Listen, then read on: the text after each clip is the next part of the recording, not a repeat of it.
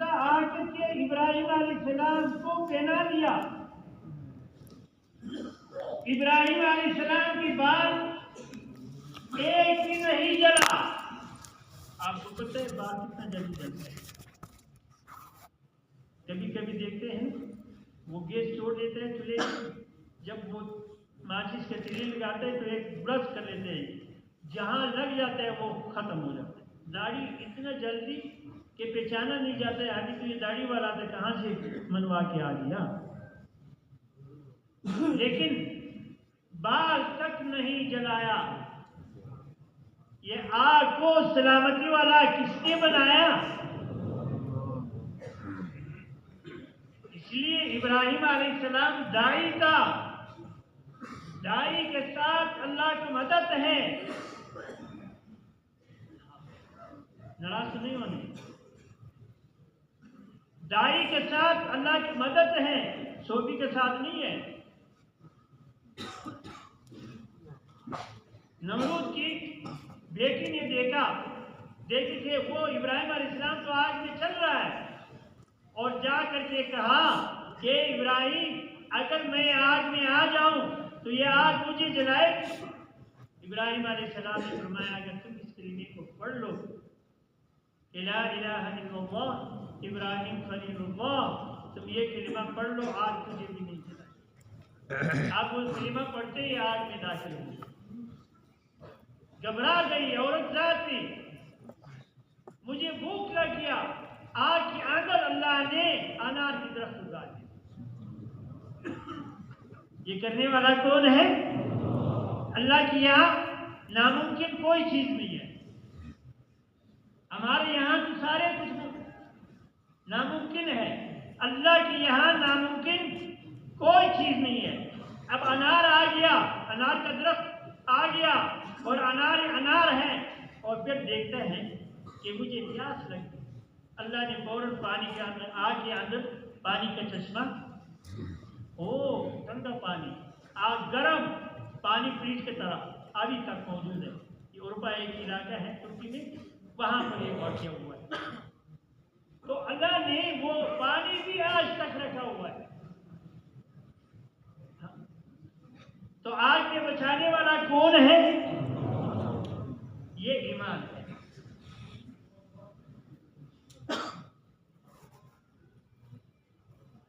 تو اس لیے میرے عزیز دوستوں اور بزرگوں، اللہ جل شانہ داعی کے ساتھ ہیں، اور داعی کی طرف جب کوئی آگ بڑھاتے ہیں تو اللہ جل شانہ اس آگ کو کاٹ دیتے ہیں. کیوں جی؟ ایسے ہے یا نہیں؟ نبی علیہ السلام درخت کے نیچے آرام کر رہے ہیں. ایک مشرک آیا، دیکھا کہ موقع مل گیا، تلوار اٹھایا. تلوار اٹھانے کے بعد حضور صلی اللہ علیہ وسلم کو جگایا کہ بتاؤ تجھے بچانے والا کون ہے؟ تلوار آپ نے یوں پکڑا. اب حضور صلی اللہ علیہ وسلم نیچے، یہ تلوار اوپر یوں. بتاؤ جی بچانے والا کون؟ حضور صلی اللہ علیہ وسلم نے اللہ. بچانے والا کون ہے؟ اس کی آنکھ پر کپ کپی آ گیا، پالج آ گئی، تلوار گر گئی. ہاتھ اٹھایا، ہاتھ کو توڑ دیا. حضور نے تلوار اٹھایا کہ بتاؤ تجھے بچانے والا کون؟ کہا جی آپ تو بڑے کریم ہیں، آپ تو بڑے معاف کرنے والے ہیں. اس میں دو باتیں آتی ہیں. ایک یہ کہ اچھا جی آپ مجھے چھوڑ دو، میں تیرے ساتھ وعدہ کرتا ہوں کہ آپ کے خلاف کبھی نہیں لڑوں گا. اور ایک یہ بات آتی ہے کہ اس نے کلمہ شہادت پڑھ لیا، مسلمان ہو. تو داعی کے ساتھ کون ہے؟ موسیٰ علیہ السلام کو بھیج رہے ہیں فرعون کے پاس کہ جاؤ، فرعون کے پاس جاؤ. وہ سرکشی میں حد سے آگے نکل گیا. جاؤ دعوت دو. موسیٰ علیہ السلام نے عرض کیا اللہ وہاں میں نے ایک آدمی کو قتل کیا تھا، مجھ سے غلطی ہو گیا تھا، میں نے قتل کے ارادے سے نہیں مارا تھا، اس کو چھڑانے کے غرض سے میں نے اس کو علیحدہ کیا۔ اب وہ اس کو ایسی لگا کہ وہ جناب علی وہ مر گیا، اور دوسرا میری زبان میں لکنت بھی ہے، میں وہاں جا کے کیا کروں؟ تو اللہ نے فرمایا آپ فکر نہ کرو۔ موسیٰ علیہ السلام نے اپنا بھائی کو مانگا کہ یہ بھی دے دو تاکہ میری بات کا ترجمانی صحیح کر لیں۔ اب وہ جناب علی تو اللہ نے ان دونوں کو بھیج دیا، اور اللہ نے کیا فرمایا؟ لا تخافا، آپ ڈرنا نہیں، جا کے دعوت دو، اننی معکما، میں تم دونوں کے ساتھ ہوں۔ یہ 6 لاکھ بنی اسرائیل اس کا ساتھ میں نہیں ہوں، اس لیے وہ داعی نہیں تھے۔ موسیٰ علیہ السلام اور ہارون علیہ السلام داعی تھے، تو اللہ نے فرمایا میں تم 2 کے ساتھ ہوں، اس 6 لاکھ کے ساتھ نہیں ہوں، جا کے دعوت دو۔ وہاں جا کے دعوت دیا، فرعون نے کہا تم وہی ہو جو ہمارے یہاں قتل کیا؟ اس نے کہا نہیں، اس وقت میں موسیٰ تھا، اب میں اللہ کا رسول بن کے آیا ہوں۔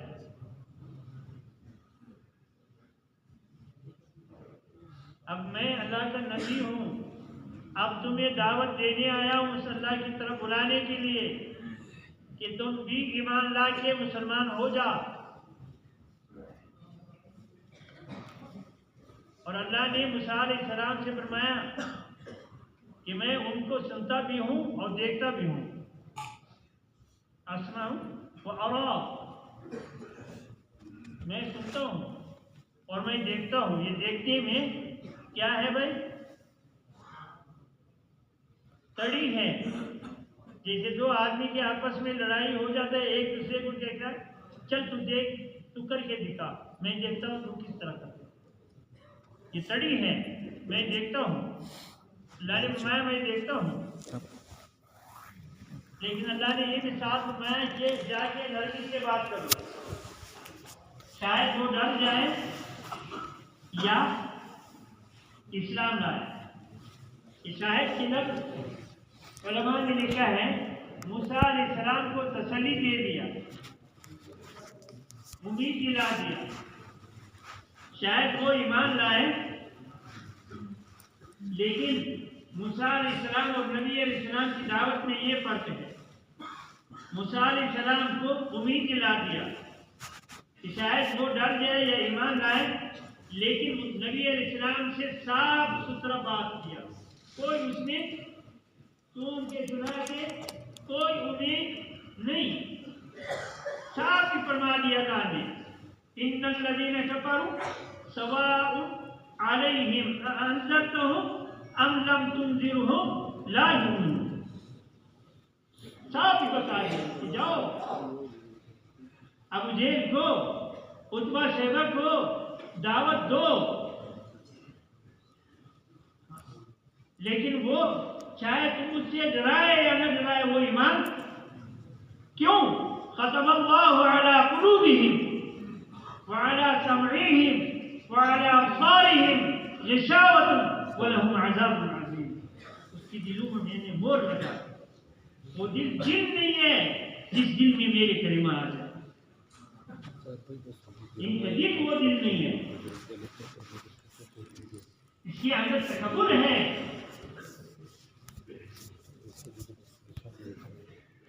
تکبر کرنے والا شخص کو اللہ کبھی معاف نہیں کرتا۔ صاحب نے اعلان فرما دیا کہ تم نے اپنا کام کرنا ہے، ان لوگوں کو چاہے تم ڈرائے یا نہ ڈرائے یہ ایمان نہیں لائے۔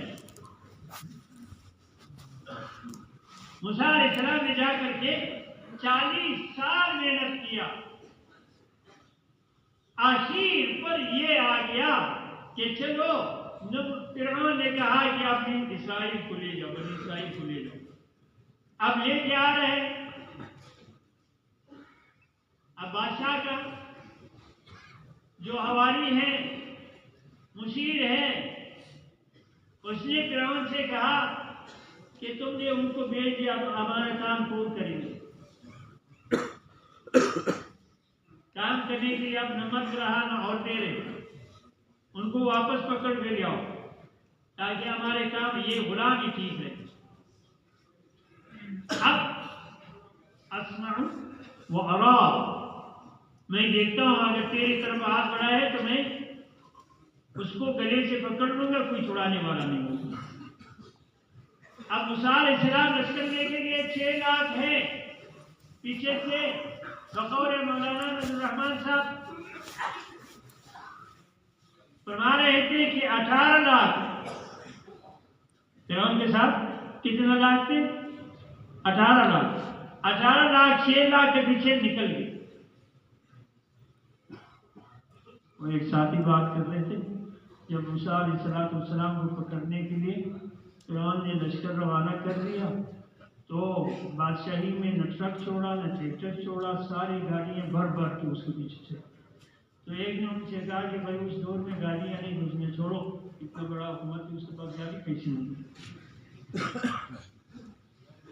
چلے گئے اس کے پیچھے جاتے جاتے آگے آ گیا دریا پیچھے آ گیا لشکر بنی اسرائیل نے کیا موسیٰ اب تو غرق ہونے کی علاوہ اور کوئی راستہ نہیں کیا نہیں ہے بھائی غرق ہونے کی علاوہ پیچھے سے وہ آ رہا ہے ادھر سے دریا سے بچیں گے وہ ماریں گے ان سے بچیں گے دریا میں غرق ہوں گے اب کیا کریں اب تو غرق ہونے کی وقت آ گیا ہمارا بھی موسیٰ علیہ السلام نے کتنا یقین سے کہا اللہ ہرگز نہیں ہوگا کہ ہم غرق ہو جائیں اب اللہ ہمارے لیے راستے کھول دیں گے اتنا بدبخت قوم بنی اسرائیل سے کوئی بھی نہیں گزرا تو اللہ جل شانہ نے موسیٰ علیہ السلام سے فرمایا کہ اس دریا کو لاٹھی سے مارا اب لاٹھی سے مارا اب 12 کا دریا 12 راستے بن گیا اب اپنے راستوں میں چلو اب چلنے لگے پانی کی درمیان میں موسیٰ علیہ السلام سے کیا کہتے ہیں اے موسیٰ ہمارے باقی ساتھی کہاں ہیں بڑا محبت ہے تمہیں اپنے ساتھی سے ایک چشمے سے تو پانی پینے والے نہیں ہو ایک راستے پہ تو چلنے والا نہیں ہو تمہیں بڑا فکر لگے کہ وہ غرق ہو گیا تو کیا کہا کہ ہمیں دکھا دے آگے جا کر کے موسیٰ علیہ السلام نے دعا کیا تھا اس کو دکھا دے اب پانی کے اندر اللہ نے کھڑکیاں بنا دی کہ یہ لوگ غرق نہیں ہوئے ہیں سبحان اللہ ساتھ چل گئے تم تب غرق ہوگے جب دریا سے پار ہو جاؤ تمہارا بھی غرق ہونے کا وقت آنے والا ہے اب وہاں سے نکل گیا اب ان کا آخری آدمی نکل گیا فرعون کا آخری آدمی داخل ہو گیا آتے ہیں روایت میں کہ جب دریا کے کنارے پر فرعون پہنچا تو بس گھوڑے کو روک دیا تو قوم نے کہا چلو جی یہ راستے بنا ہوا ہے وہ تو نکل گیا اس نے کہا فرعون نے کہا یہ راستے ہمارے لیے بنے ہوئے کس کے لیے بنے ہوئے ہیں بنی اسرائیل کے لیے نہیں تھے فرعون سمجھ گئے کہ اب وقت آخری آ گیا یہ ہمارے لیے بنے ہیں اور ایک روایت میں یہ ہے کہ جبریل علیہ السلام نے اپنے گھوڑے کو اس کے آگے ڈال دیا گھوڑے نے جبرائیل علیہ السلام کے گھوڑے کے پیچھے زور لگا کر کے یہ بھی داخل اور سارے قوم کا ادھر آخری آدمی نکل گیا ادھر آخری آدمی داخل ہو گیا اللہ نے فرمایا پانی کو حکم دے دیجیے چلو اب کام شروع کرو اب وہ پانی ایک دوسرے سے مل کے کام شروع کر سب کو ڈبو دیے ایک جگہ اللہ نے وعدہ کیا تھا کہ اگر وہ تمہارے طرف ہاتھ بڑھائیں گے تمہارے طرف میں اس کو گلے سے پکڑ لوں کوئی چھڑانے والا اب سارے بنی اسرائیل پار ہو گیا اتنے نفرباز کو تو کیا کہتے ہیں اے موسیٰ ہمیں یقین نہیں ہے کیا یقین نہیں ہے یہ فرعون پھر نکل آئیں گے کیا آئیں گے یہ غرق نہیں ہوا ہماری بستی کے ساتھ ایک اور بستی ہے، اس بستی میں ایک پاگل آدمی تھا، تو ایک آدمی سے بہت تنگ تھا، تو وہ آدمی مر گیا، تو پاگل جس سے تنگ تھا وہ مر گیا، تو پاگل آ گیا، اس کی قبر کو یوں لات مارا کہ اس کو خوب دباؤ، یہ پھر نکل آئے گے، تو بنی اسرائیل نے کہا یہ پھر نکل آئے گے، ہمیں دکھا دو، تو اللہ جل شانہ نے موسیٰ علیہ السلام سے فرمایا کہ ذرا ان کو اپنا بنی اسرائیل کو دریا کی طرف متوجہ کر دو، سب دریا کی طرف متوجہ کر دیا۔ اب 16 لاکھ یا 18 لاکھ، 16 لاکھ مشہور ہے، مولانا صاحب نے 18 لاکھ بتایا، اگر 16 لاکھ ہے یا 18 لاکھ ہے، اس 18 لاکھ میں سے ایک فرعون کا لاش کو اوپر لایا، تو اللہ نے ان سے فرمایا کہ موسیٰ علیہ السلام نے ان سے فرمایا یہ فرعون دیکھ لو کہ ہاں یہی ہے، تو اللہ نے اس کے سامنے دوبارہ ڈبو دیا۔ کیا اب یقین ہو گیا؟ ہاں یقین ہو گیا، اب تو ٹھیک ہو گیا، اچھا بھائی اللہ اللہ کرتے رہو، تو میں ذرا جاؤں، موسیٰ علیہ السلام نے فرمایا کہ میں اللہ سے باتیں کر لوں۔ 40 دن چلا گیا، 40 دن کے بعد جب آیا تو ظالموں نے کیا شروع کر دیا؟ بچڑے کی عبادت شروع کر دی۔ سامری نے کہا کہ موسیٰ علیہ السلام بھول گیا، اصل تو یہ ہے تمہارا خدا۔ اچھا، تو جناب موسیٰ علیہ السلام آئے، ظالموں یہ کیا کیا تم لوگوں نے؟ ہارون علیہ السلام سے فرمایا کہ آپ نے اس کو منع کیوں نہیں کیا اور پکڑ لیا؟ تو ہارون علیہ السلام نے عرض کیا، موسیٰ اے میرے بھائی، اے میری ماں کے بیٹے، تو مجھے چھوڑ دو، میں نے اس کو بہت سمجھایا، یہاں تک پہنچ گیا کہ آخر یہ مجھے قتل کرنے لگے، میں نے بہت سمجھایا، تو اب اس بنی اسرائیل پر عذاب آ گیا، میں کہ اب تمہارا توبہ قبول ہوگی، ایک دوسرے کو قتل کرو۔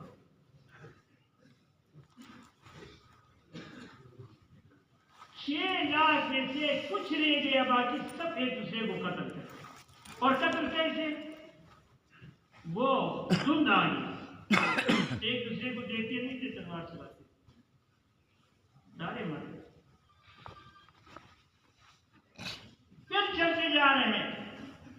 اب دیکھو موسیٰ علیہ السلام کے سوال، وہ ہمیں منو سلوا کھلا ہے، یہ کیا؟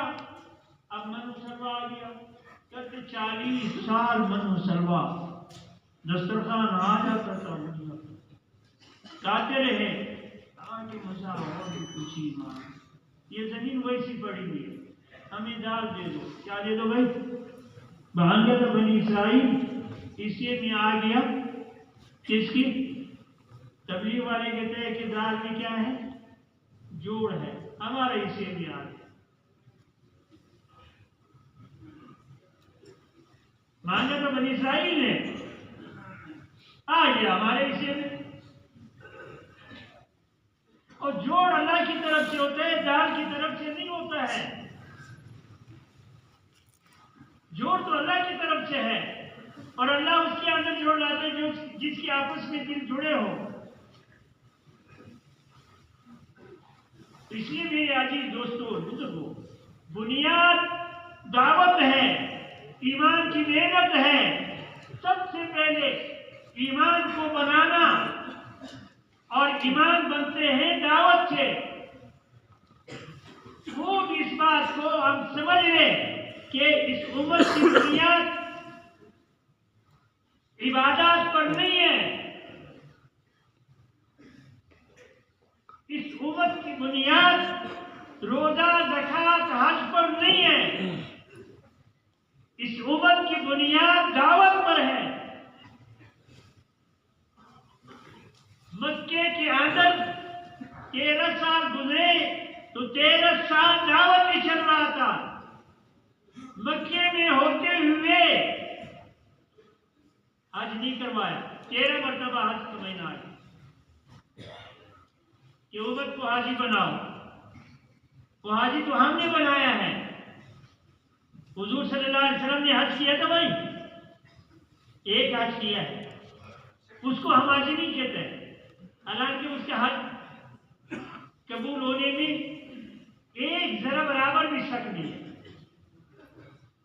حج کیا تھا لیکن حاجی رسول نہیں کہتے ہیں۔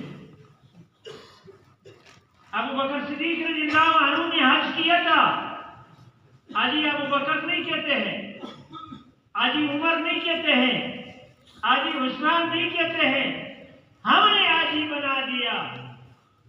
ورنہ حضور صلی اللہ علیہ وسلم نے ایک حج کیا تھا، وہ داعیانہ حج کیا تھا، امت کو بتا دیا کہ حج اس طرح کرو۔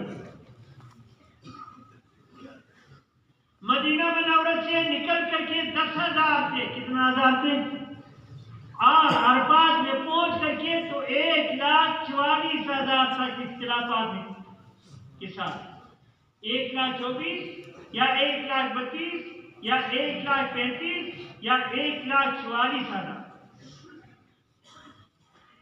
راستے پر داعیانہ حج کیا۔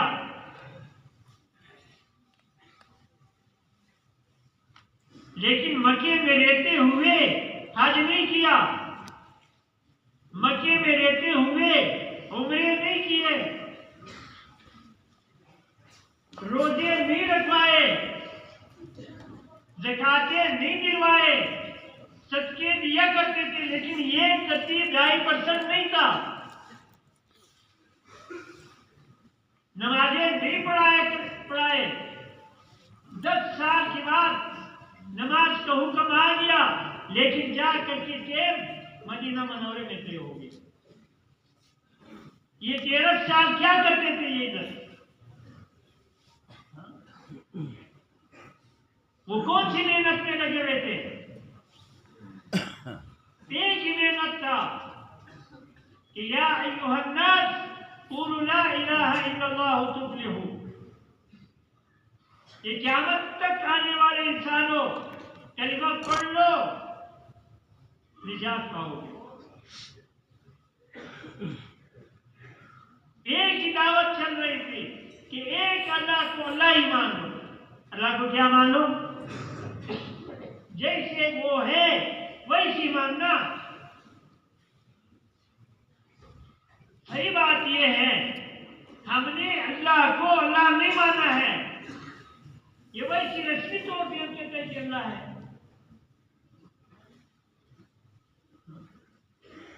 محمود غزنوی نے آیات کے ساتھ بہت محبت شروع کر دیا غلام کا۔ مشیروں نے کہا کہ حضرت آپ غلام کے ساتھ تو اتنا محبت کرتے ہو، یہ وزراء کے ساتھ نہیں کرتے ہو۔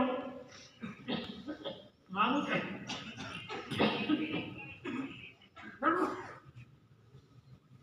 غزنوی نے اچھا جی آپ کے ساتھ ہی محبت شروع کر دوں، لیکن سب سے پہلی بات یہ آپ لوگ جا کر کے ایک مرغی دے دیا کہ جا کر کے جہاں آپ لوگوں کو کوئی نہ دیکھے ایسی جگہ ذبح کرو۔ اب مسرا گیا جا کر کے جناب علی کوئی کدھر ذبح کر کے آیا، کوئی کدھر ذبح کر کے آیا، کوئی کدھر نالے میں ذبح کیا، کسی نے جنگل میں ذبح کیا، کرتے کراتے ایاز بھی آ گیا، زندہ مرغی واپس لے آیا۔ محمود غزنوی نے پوچھا ہے ایاز آپ زندہ لے کر آئے کہ جی ہاں، کیا وجہ ہے؟ کوئی جگہ آپ کو نہیں ملا؟ نہیں حضرت میں جہاں بیٹھ جاتا تھا کہ یہاں نہیں دیکھتے ادھر بھی دیکھ رہا تھا، جدھر میں بیٹھ جاتا تھا ادھر بھی دیکھتے کہ وہ کون سا دیکھنے والا کہ اللہ کو جس نے مانا اس کی آنکھ غلط دیکھنا نہیں کرے کیونکہ وہ دیکھ رہا ہے، زبان غلط بات نہیں کرے گی وہ سن رہا ہے، قوم غلط مجالس نہیں جاتا ہے کیونکہ وہ دیکھ رہا ہے۔ دیکھنے والا دیکھ رہا ہے، میں اس کی سامنے غلط کام کر رہا ہوں لیکن اس کی پرواہ نہیں۔ دیکھو کوئی دیکھ تو نہیں رہا ہے۔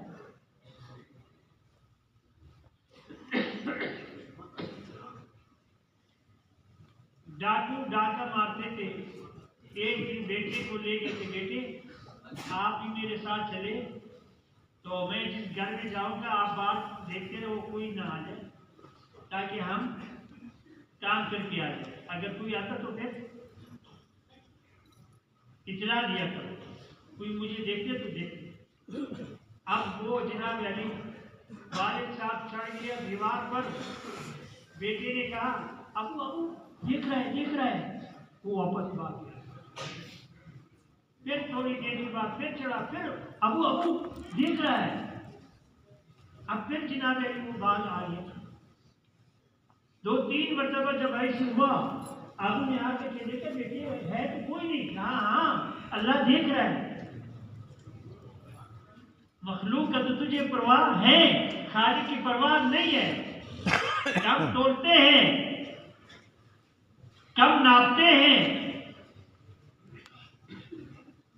मखलूक को तो पसंद नहीं, देखने वाला तो देख रहा है। बहुत अच्छा आदमी है हाजी साहब, आज भी बेचते हैं पिसा हुआ हाजी 15 रुपया चटान, साबुत 30 रुपया चटान। खर्चा तो इस पर ज्यादा हुआ है। इसका तो ये पिसा हुआ होना चाहिए। हाजी साहब ये क्या वजह है कि साबित देंगे इसे?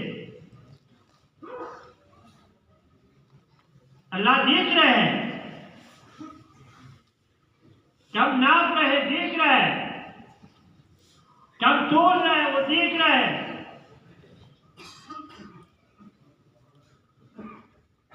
दो नंबर चीज 1 नंबर पर बेच रहा है वो देख रहा है।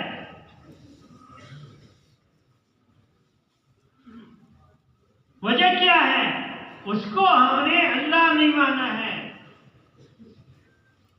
हाँ, यकीन नहीं है कि अल्लाह है, यकीन नहीं है कि अल्लाह देख रहा है। अगर यकीन आ गया फिर गलत बोलना मुश्किल होगा, फिर कम तोड़ना मुश्किल होगा, फिर गलत मजालिस में जाना मुश्किल होगा। हुजूर आक़िब सल्लल्लाहु अलैहि वसल्लम नौजवान थे। ऐलान नबूवत से पहले नबी जो होता है वो आलम अरवा से नबी होता है, इधर आके नबी नहीं बनता है। नबी आलम अरवा में नबी, ठीक है ना जी। नबी अलैहिस्सलाम कहाँ नबी था? अभी आया नहीं है। अल्लाह अंबिया अलैहिस्सलाम से क्या फरमा रहे हैं कि वो आखिरी नबी आएंगे, लतुमिनुन बिही व लतंसुरुन। आया नहीं है, नबी आ रहे, आया नहीं है। सबसे वादा दे रहे हैं कि उसकी मदद भी कर लो, उस पर ईमान भी ले आओ। नबी आलम अरवा में नबी, तो ऐलान नबूवत करने से पहले भी नबी था। ये बात सही नहीं है कि जब हुजूर सल्लल्लाहु अलैहि वसल्लम को नबूवत मिली, नबूवत तो आलम अरवा में मिला है।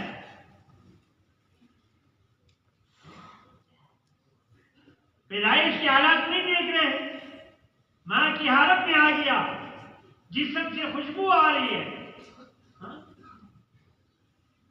अब्दुल मुत्तलिब ने कहा कि बेटी लोग ताने दे रहे हैं कि तेरे ये बहू जो है बेवा हो गई लेकिन खुशबू लगाती है। तो आकर कहने लगी कि बात ये नहीं है, मैंने खुशबू नहीं लगाया, लेकिन जो मेहमान मेरे पेट में है इसकी वजह से खुशबू आ रही है। मैं कहीं बैठती हूँ तो वही खुशबू, मैं तुपती हूँ तो तूप से खुशबू, हाँ मैं डकार निकालती हूँ तो खुशबू। ये मेहमान कोई ऐसी मेहमान है कि इनकी बरकत से ये खुशबू फैलती। और जब पैदा हो गया तो क्या कहती है? जब हुजूर सल्लल्लाहु अलैहि वसल्लम पैदा हो गया कि मैंने शाम एक ऐसी नूर निकल आया कि शाम के महल में नहीं, اور جب حضور صلی اللہ علیہ وسلم پیدا ہوا تو سجدے پہ گیا، اور جب حضور صلی اللہ علیہ وسلم نے سب سے پہلے بات کیا تو کیا بات کی؟ اللہ اکبر کبیرہ، الحمدللہ کثیرہ، سبحان اللہ بکرۃ واصیلہ۔ یہ پیدائش کے ساتھ ساتھ یہ باتیں ہو رہی ہے، نبی، لیکن جب آپ صلی اللہ علیہ وسلم اعلان نبوت سے پہلے وہ قریش خاندان میں کی شادی تھی تو نوجوان آ کے حضور صلی اللہ علیہ وسلم سے عرض کیا کہ آپ بھی ہمارے ساتھ چلے جائیں۔ میں نے عذر کیا، وہ نہ مانے، میں ویسے لیٹ گیا، آنکھ بند کر دیا، مجھے نیند آ گیا۔ اب وہ مجھے کہتے ہیں کہ چلو جی، میں نے کوئی بات نہیں کی۔ پھر آخر اس لوگوں نے کہا کہ چلو یہ تو نہیں جاتے، ہم اٹھا کے لے جائیں گے۔ تو حضور صلی اللہ علیہ وسلم نے فرمایا کہ اللہ نے میری وزن اتنا بڑھایا، اٹھانا تو درکنار، مجھے ہلا نہیں سکا۔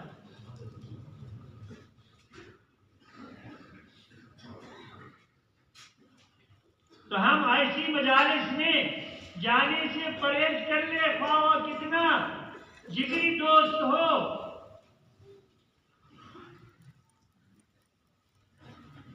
شادی ہاروں میں وہ کون سی منکر ہے جو وہاں نہیں ہے؟ ہم ان چیزوں سے پرہیز کر لے۔ حضور صلی اللہ علیہ وسلم نے فرمایا من قال لا الہ الا اللہ دخل الجنہ۔ اچھا، ابو ہریرہ رضی اللہ عنہ اعلان کر رہا ہے کہ جا کے اعلان کر کے آ جاؤ، جس نے لا الہ الا اللہ پڑھ لیا وہ جنت میں جائیں گے۔ اعلان کرتے ہوئے آ رہے سیدنا عمر رضی اللہ عنہ ملا اور کہا کہ ابو ہریرہ کیا کہہ رہے ہو؟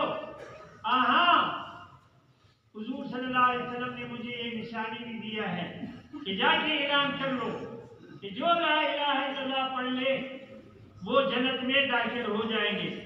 حضرت عمر رضی اللہ عنہ نے ایک ایسی تپڑ زور سے مارا کہ ابو ہریرہ رضی اللہ عنہ گر پڑا اور روتے ہوئے حضور صلی اللہ علیہ وسلم کے پاس آئے۔ ابو ہریرہ کیا ہو گیا کہ عمر نے مارا؟ اتنے میں عمر رضی اللہ عنہ پہنچ گیا تو حضور صلی اللہ علیہ وسلم نے فرمایا عمر یہ میں نے بھیجا تھا کہ جی ہاں یا رسول اللہ صلی اللہ علیہ وسلم آپ کی نشانی دکھائی تھی کہ آپ ہی نے بھیجا ہے، مگر میں نے تو اس وجہ سے اس کو لوٹا دیا کہ لوگ پھر کلمہ پڑھتے جائیں گے، ہر منکر کام کرتے رہیں گے۔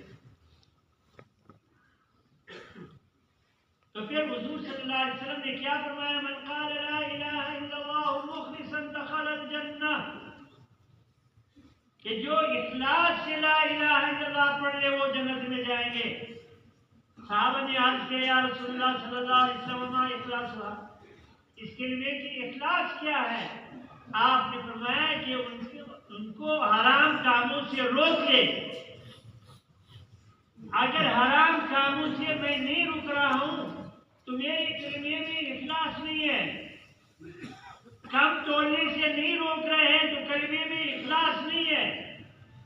پڑوسیوں کے ساتھ ہمارے سلوک اچھا نہیں ہے تو ہمارے کلمے میں اخلاص نہیں ہے۔ کسی کے ساتھ ہمدردی میں مدد نہیں دیتے تو اخلاص نہیں ہے۔ حرام کھانے سے نہیں روک رہے تو اخلاص نہیں ہے۔ جھوٹ بولنے سے نہیں روک رہے تو اخلاص نہیں ہے۔ اس لیے میری عزیز دوستوں اور بزرگوں، صحابہ کے دلوں میں کلمے کی اخلاص تھی، اس لیے ہر تقاضے پر وہ تیار ہوتے تھے، دین کی ہر تقاضے کو لے کے چلتے تھے۔ بلکہ صحابہ اکرام حضور صلی اللہ علیہ وسلم سے یوں عرض کیے یا رسول اللہ صلی اللہ علیہ وسلم جسمنا علی جسمک بلا روحنا وعلی روحک بلا امرنا کما تشاء۔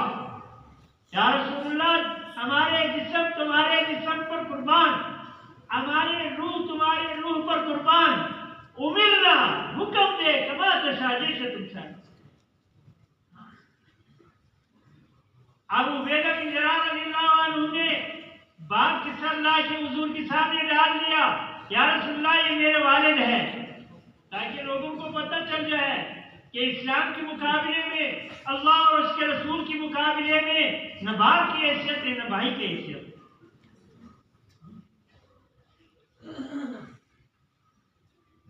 ایک صحابی ایک آدمی کو باندھ رہا ہے، ایک صحابی آیا اور اس سے کہا، صحابی سے فرمایا کہ اس کو خوب مضبوط باندھ دو، اس کا سکب آئی ہے۔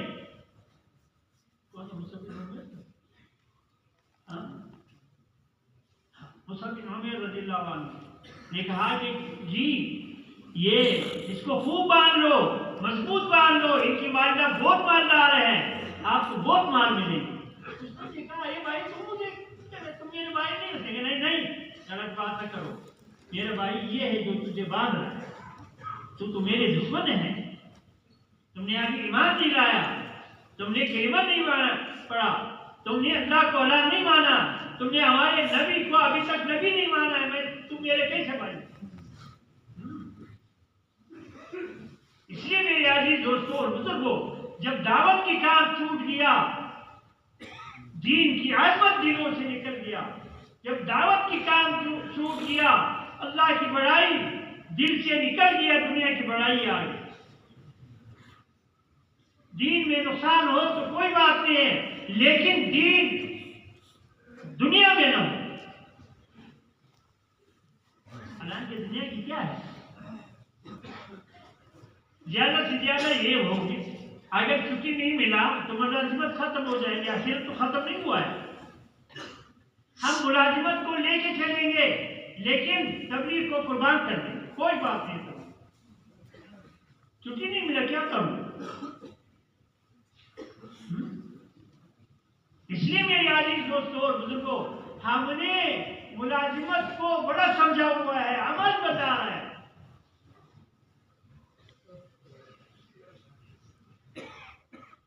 ہم نے دکان کو بڑا سمجھا ہوا ہے، کس پر چھوڑ دوں؟ میں نے اپنا گھر کا خالق اور مالک سمجھا ہوں، اور میں کیا ہوں کہ میں نہ ہوں تو میرے بچے کہاں سے کھائیں گے؟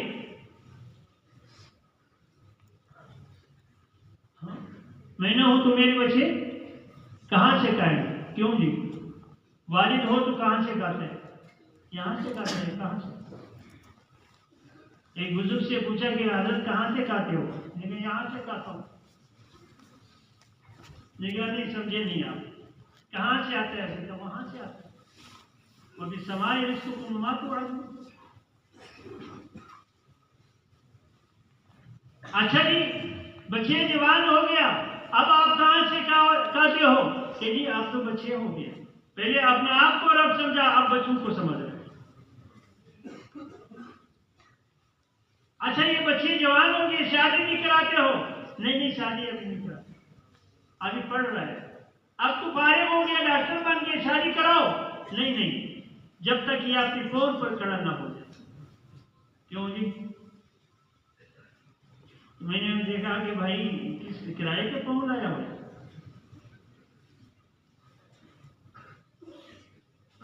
ہر کام کے اندر ہمارے دین کی مخالفت ہو رہی ہے۔ اور کیا فرمایا کہ جب بچہ بولے تو کیا سکھا دے؟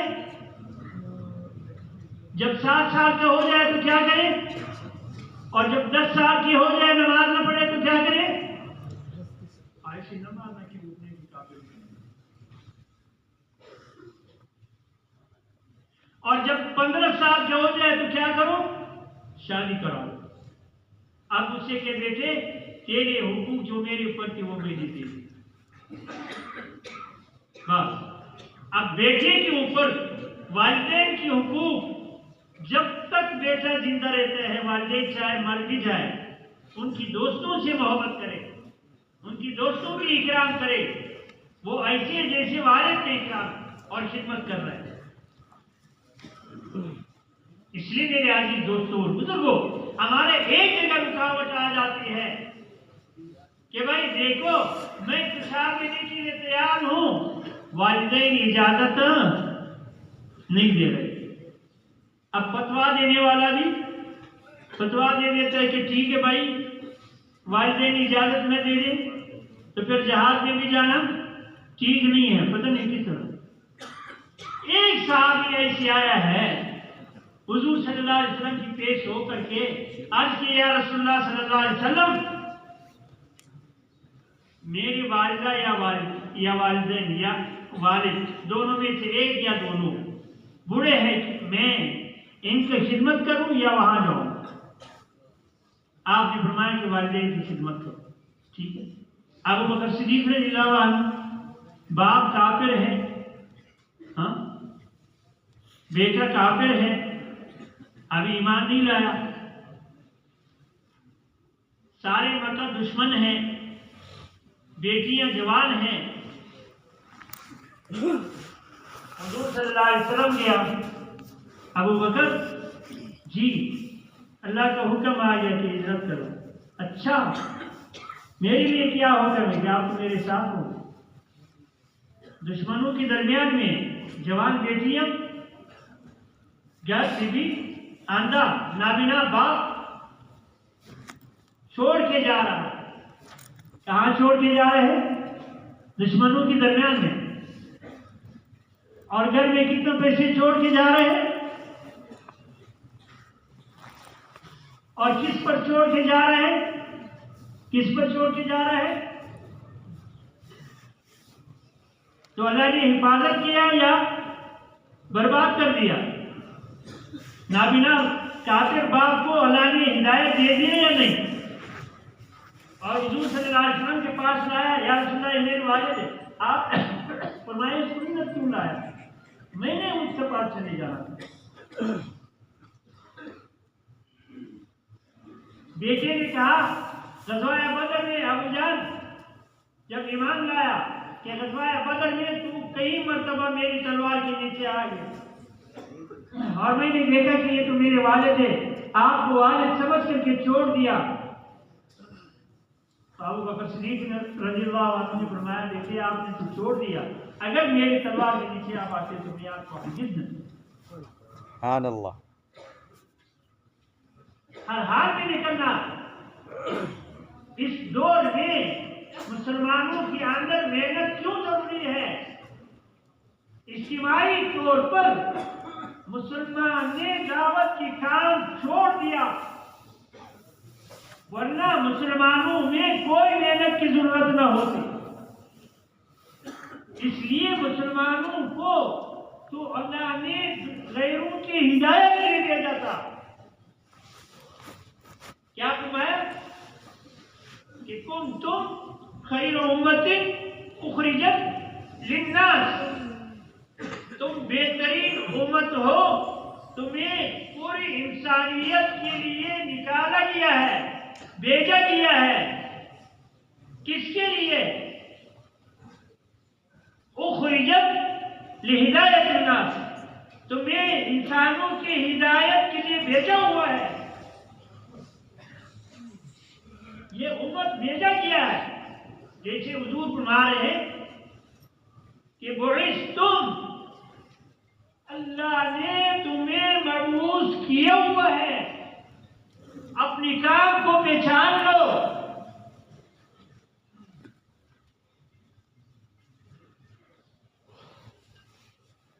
جس مقصد کے لیے، جس کام کے لیے اللہ نے اس امت کو بھیجا ہے۔ دیکھو عجیب بات ہے، سننے کی بات ہے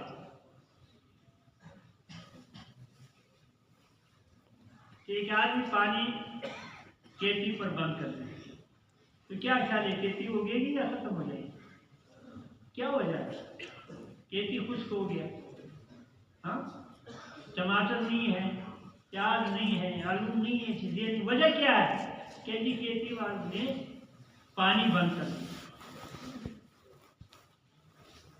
اچھا پانی نہ جائے تو کیٹلی نہیں، جی ہاں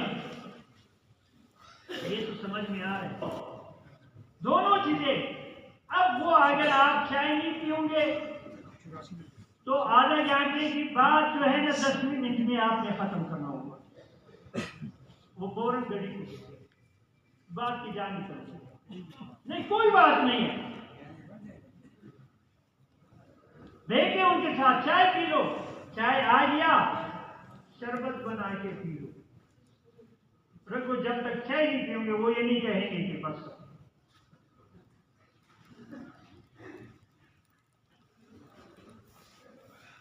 اس کا دل ہے. بعض لوگوں کو کھلانا پڑتا ہے, بعض لوگوں سے کھانا پڑتا ہے. یہ کوئی مستقل نہیں چائے نہیں پیتا. ہم ایک جگہ گئے تھے تو استاد نے کہا کہ بھائی چل والے کا کہ چائے. استاد نے کہا پھر پر آپ نہیں پی. میں نے کہا میں تو پیوں گا. پہلے تو وہ آیا, ہاں بھائی چائے پیو گے یا کھانا؟ میں نے کہا وقت کس چیز کا ہے, چائے کا یا کھانے کا؟ تو اس نے کہا کہ چائے کا وقت کھانے کے. میں نے کہا نہ لاؤ. اچھا وہ سے کھانا نے کہا کہ بغیر دلا سے کرو چائے اگر سنے تو چائے. شادی نے کہا نہیں بس یہ بہت تکلیف کر دے. میں نے کہا چائے نہیں پیو. میں نے کہا ایک چائے میرے لیے. کیوں نہیں پئیں گے؟ ابھی تھوڑا سی دعوت اور چلائیں گے وہ تیار ہو جائے. اور وہ تیار ہو گیا 4 منٹ. چائے پینے کے بعد وہ تیار ہو گیا. اس کو میں نے کہا ہم پھر آئیں گے. تم نے کہا میں پھر نہیں آنا, میں 4 مہینے کے لیے تیار ہوں. چائے پی لیں. تو اس لیے میرے عزیز دوستوں, دعوت کی محنت جو ہے وہ حضور اکرم صلی اللہ علیہ وسلم کی لائے و دین کی دعوت حضور کی ترتیب پر کرنا. اللہ نے دعوت کے کام میں وہ طاقت رکھی جو تلوار میں بنی. کیوں جی؟ حضرت عمر رضی اللہ عنہ تلوار لے کے آ رہے, حضور صلی اللہ علیہ وسلم دائی ہے, دعا کر رہے ہیں. اب مقابلہ ہو گیا. اب وہ تلوار لے کے آئے, کس نیت سے آیا کہ العیاذ باللہ حضور صلی اللہ علیہ وسلم کو. اب گھر سے نکلا, گھر سے جب نکل آیا تو راستے کے صحابی مل گیا حضرت سعید رضی اللہ عنہ یا حضرت نعیم رضی اللہ عنہ. اب وہ مل گیا, عمر کہاں جا رہے ہو؟ او میں جا رہا ہوں حضور صلی اللہ علیہ وسلم کام ختم کر دوں. کیوں؟ تم بنا سے کیسے مطمئن ہو گیا؟ تو وہ آپ کو زندہ چھوڑیں گے؟ عمر رضی اللہ عنہ کا غصہ اور چڑھ گیا کہ لگتا ہے تو بھی بے دین ہو گیا. تلوار نکال دی, اس نے بھی نکال دیا کہ پہلے تجھے نمٹاؤں پھر آگے جاؤ. تو اس نے فوراً کہا کہ ذرا گھر کی خبر تو لو, اسلام تیرے گھر میں آ چکی ہے. ہاں, گھروں کی تعلیم اس لیے ضروری ہے. عمر رضی اللہ عنہ گھر کی تعلیم کے ذریعے سے اللہ نے اسلام دے دیا. اب وہاں جب گئے غصہ اور بڑھ گیا. جا کر کے گھر میں دروازے تک جب پہنچے تو وہاں کیا تعلیم ہو رہی تھی؟ قرآن سیکھنے سکھانے کی. کون سی آیات تھی؟ اننی انا اللہ لا الہ الا انا. حضرت عمر رضی اللہ عنہ نے جب یہ سنا تو ایک دم رخ کیا اور فوراً کہا, کیا کہا؟ لا شک لا الہ الا انت. یہ پڑھ لیا. اتنا بہترین الفاظ, اننی انا اللہ لا الہ الا انا, میرے علاوہ کوئی الہ نہیں, کوئی عزت دینے والا نہیں, کوئی اولاد دینے والا نہیں, کوئی مشکلوں میں پھنسا ہوا مشکل سے بچانے والا نہیں, میرے علاوہ کوئی نہیں. الا انا.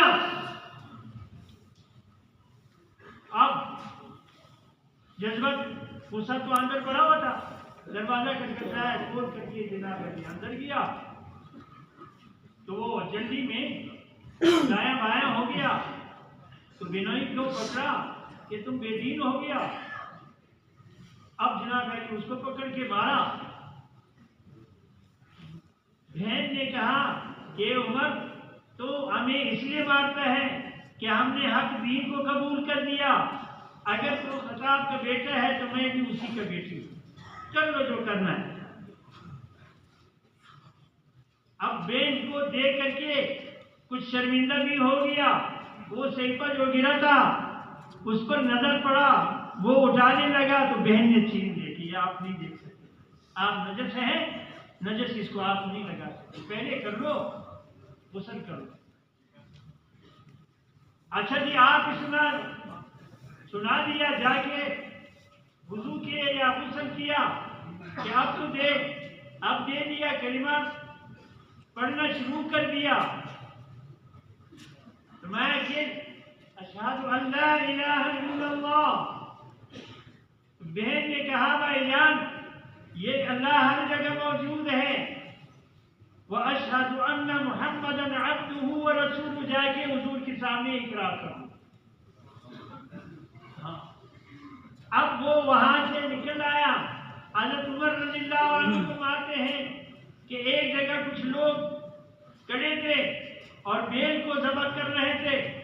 جب اس کو ذبح کرنے لگا، ذبح کر لیا، اب اس سے جو یہ خور خور کی آواز نکل آتی ہے، اس میں ایک آواز نکل آیا اور کیا کہا، یا اہل الذبح رجل صحیح باللسان فصیح ويدعو الناس الى شهادة لا اله الا اللہ.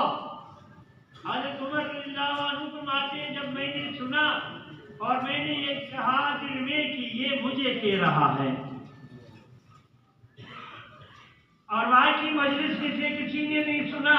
حضرت عمر رضی اللہ عنہ نے سنا کہ اے ذبح کرنے والے لوگوں، ایک آدمی ہے جو فصیح الزبان ہے اور صحیح آدمی ہے، رجل صحیح باللسان فصیح، اور صحیح آدمی ہے اور بڑا فصیح الزبان ہے اور لوگوں کو دعوت دیتے ہیں کلمہ لا اشہد ان لا الہ الا اللہ. اب وہاں سے چل پڑا حضور اکرم صلی اللہ علیہ وسلم کے قریب جا کر کے بیت الحرم کے قریب پہنچا تو حضرت بلال رضی اللہ عنہ باہر آیا، دیکھا حضرت عمر رضی اللہ عنہ آ رہے، ہاتھ میں تلوار ہے. تو جا کر کے حضور صلی اللہ علیہ وسلم سے عرض کیا کہ عمر آ رہا ہے، اس کے ہاتھ میں تلوار ہے. حضور صلی اللہ علیہ وسلم نے فرمایا اس کو آنے دو، شب جمعہ ہے. کیا ہے آج ہم کون سا دن ہے؟ یہ شب جمعہ ہوا جو حضرت عمر رضی اللہ عنہ اسلام میں داخل ہوا. اور جب آیا حضور صلی اللہ علیہ وسلم نے فرمایا کہ آنے دو. اب جب وہ آ گیا، حضرت حمزہ رضی اللہ عنہ باہر نکل آیا، دیکھا حضرت عمر رضی اللہ عنہ قریب ہو گیا اور فرمایا اے عمر اگر تیری آنا اسلام کی ہے تو مرحبا، اور اگر تیری ارادہ کچھ اور ہے تو تیرے تلوار سے تیرے سر کا اڑانا، کاٹنا میرے لیے کوئی مشکل نہیں. عرب میں 5 آدمی تھے، زمانہ اسلام سے پہلے بھی ان سے کوئی مقابلہ نہیں کرتے تھے اور اسلام لانے کے بعد بھی کوئی اس سے مقابلہ نہیں کرتا تھا، جس میں ایک حضرت عمر رضی اللہ عنہ، عبد الرحمن بن عوف رضی اللہ عنہ، سعد بن ابی وقاص رضی اللہ عنہ، حضرت حمزہ رضی اللہ عنہ اور خالد بن ولید رضی اللہ عنہ. یہ رجال تھے، بہادر لوگ تھے، صحابہ سارے بہادر تھے، لیکن یہ چنے ہوئے لوگ تھے. اور اس نے زمانہ جاہلیت میں بھی بدکاری نہیں کیا تھا.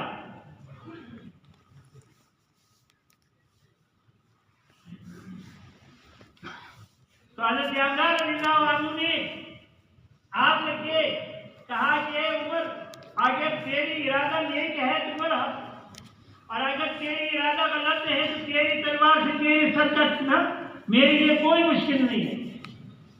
اتنے میں حضور صلی اللہ علیہ وسلم باہر نکل آیا۔ اب حضرت عمر رضی اللہ عنہ پہنچ گیا تو حضور صلی اللہ علیہ وسلم نے دونوں مونوں سے پکڑ کے یوں جھٹکا دیے کہ خطاب کا بیٹے ابھی تک اسلام نہیں لایا۔ تو اس نے عرض کیا، حضرت عمر رضی اللہ عنہ نے عرض کیا یا رسول اللہ صلی اللہ علیہ وسلم میرا ارادہ کچھ اور تھا، جب میں نکلا تو ارادہ کچھ اور تھا، جب میں ابھی آ رہا ہوں راستے میں ارادہ بدل گیا، آیا تو اس لیے تھا کہ آپ کی گردن اڑاؤ، لیکن اب اس لیے آیا ہوں کہ اپنی سب کچھ پہ قربان کر دوں۔ اشہد ان لا الہ الا اللہ و اشہد انک، جب وہ اشہد انک محمد پر آیا تو شہادت کی انگلی حضور صلی اللہ علیہ وسلم کی طرف یوں کیا، وہ اشہد انک محمد عبدہ و رسولہ۔ حضور صلی اللہ علیہ وسلم نے نعرہ تکبیر لگایا۔ اب مشرکین مکہ انتظار میں ہیں کہ عمر کو خوشخبری لائیں گے۔ جب یہ نعرہ تکبیر لگایا صحابہ نے اس کے ساتھ جواب دیا تو یہ ایسی گونج گیا کہ سارے مکے والوں نے سن لیا کہ اوہ خطاب کا بیٹا بھی بے دین ہو گیا۔ دعوت کے اندر جو طاقت ہے وہ تلوار میں نہیں ہے۔ کیا کیا صحابہ تلوار کی نوک میں لڑے تھے؟ بدر میں آئے تو 8.5 تلواریں ہیں۔ حضور نے فرمایا کہ ہمارے پاس اسباب نہیں ہے، ہم توڑے ہیں وہ زیادہ ہیں، کیا کیا جائے؟ ایک بار 2 بار 3 بار پھر صحابہ نے عرض کیا یا رسول اللہ صلی اللہ علیہ وسلم اسباب والے ہمارے ساتھ ہیں۔ کون ساتھ ہیں؟ اللہ نے کیا اعلان فرمایا یا ایھا النبی حسبک اللہ ومن اتبعک من المؤمنین، تیرے لیے اور یہ تیرے اتباع کرنے والے جو ایمان لائے ان سب کے لیے میں کافی ہوں۔ صحابہ نے عرض کیا یا رسول اللہ اللہ ہمارے لیے کافی ہے، اللہ ہمارے ساتھ ہے، ان اللہ معنا۔ حضور نے فرمایا تھا نا غار میں کہ اللہ ہمارے ساتھ ہے، ہم سب کے ساتھ ہیں، اور اللہ نے خود بھی فرمایا واللہ معکم وہو معکم اینما تکونوا، جہاں کہیں تم ہو میں تمہارے ساتھ ہوں۔ صحابہ جدھر بھی گئے لیکن ہر میدان میں پہلے دعوت دیا ہے۔ پاس کی طرف لاکھوں کی لشکر کے مقابلے میں 10,000 جا رہے، حضرت عمر رضی اللہ عنہ کی طرف خط بھیجا کہ ہم کیا کریں دشمن زیادہ ہے، فرمایا کہ مدینے سے کچھ اور بھی بھیج دو۔ حضرت عمر رضی اللہ عنہ جواب ملے گا کہ مدینے پر نظر نہ رکھو، میں نے تمہارے ساتھ اللہ کیا ہوا ہے، لیکن دیکھو کوئی خطا نہ ہو جائے کسی سے، ان کی چیزوں سے متاثر نہ ہو جائے۔ ہم تو سارے متاثرین ہیں یا نہیں؟ جس کی جاکٹ دیکھ لی آگے دن بازار میں جائیے اور وہ والا جاکٹ نہیں ہے، متاثر ہے نا۔ چادر دیکھ لیا اسی طرح چادر، ٹوپی دیکھ لیا اسی طرح ٹوپی، بگڑی دیکھ لیا اسی طرح بگڑی، جوتی دیکھ لیا اس طرح جوتی ہے۔ کیا ہو گیا بھائی؟ بستر دیکھ لیا اسی طرح بستر، کیا ہو گیا؟ متاثر ہو گیا۔ اور صحابہ سے فرمایا کہ کہیں یہ متاثر نہ ہو جائے۔ لیکن دوسری بات یہ ہے کہ آپ لوگ 10 آدمی کی جماعت بنا کر کے پہلے دعوت دو۔ کیا دے دو بھائی؟ تلوار سے پہلے کیا دے دو؟ مقابلے سے پہلے کیا دے دو؟ دعوت دے دو۔ 10 آدمی کی جماعت بنا کر کے بھیجا اور جا کر کے رستم اور ان کے کیسا وغیرہ کو دعوت دی۔ 10 گئے اور ہر ایک نے ایسی دلیری سے بات کی کہ ہمارے ساتھ ایسی قوم ہے یحب الموت کما تحب الخمر، یحب الموت کما تحب حیات۔ ہمارے پاس ایسی قوم ہے کہ وہ ایسی موت کو محبوب رکھتے ہیں جیسے تم شراب کو، وہ موت کو ایسی محبوب رکھتے ہیں جیسے تم لوگ زندگی کو۔ ہاں ہمارا ساتھ ایسی قوم ہے، لیکن کلمہ پڑھ لو ہمارے بھائی بن جاؤ۔ آپ جناب یہ سمجھ میں نہیں آ رہے کہ مساجد کیوں خالی ہو گیا،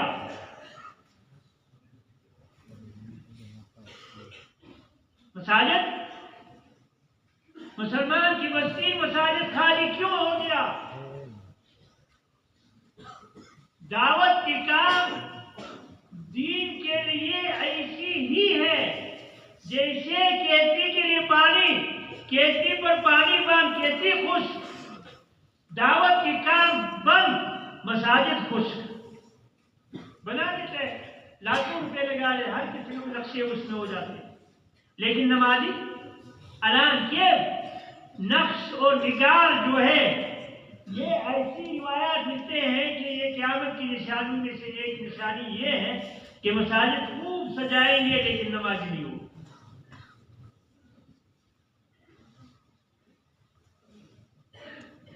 مساجد سجا کر کے چمک دمک دے کر کے لیکن کیا نہیں ہوگا؟ نمازی کوئی نہیں. اچھا کسی کو پرواہ نہیں ہے. مسجد کی امام نے یہ سوچا ہے کہ میں تو 5 وقت نماز پڑھاتا ہوں، یہ میرا ڈیوٹی ہے، حالانکہ یہ بالکل نہیں. امام تو حضرت عمر رضی اللہ عنہ بھی امام تھا، لیکن کیسے امامت کیا؟ صبح کی نماز پڑھی. آپ آئیے تھوڑا سا خاموشی اختیار. صبح کی نماز پڑھایا اور ایک نظر یوں کھڑے ہو کے دیکھا. مثال کے طور پر اگر مسجد نبوی کی آبادی 10,000 ہے تو 9,999 آدمی موجود، ایک آدمی نہیں آیا. کتنے نہیں آئے تھے بھائی؟ اچھا تو پھر نماز کے بعد سیدھا جا کر کے اس کے گھر میں یہ نہیں سوچا کہ بعد میں دیکھوں گا، وہیں سے مصلی سے چل پڑا ان کے گھر گیا. کیا سلمان نظر نہیں آیا؟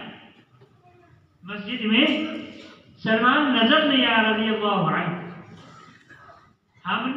میں امام ہو کر کے میں نے کتنی گھروں میں جا کر کے دروازے کٹکھٹائے کہ آج حاجی صاحب نظر نہیں آیا، آج ماسٹر صاحب نظر نہیں آیا، آج فلاں صاحب نظر نہیں آیا. علماء حضرات ناراض نہیں ہونا، یہ امام پر حق ہے.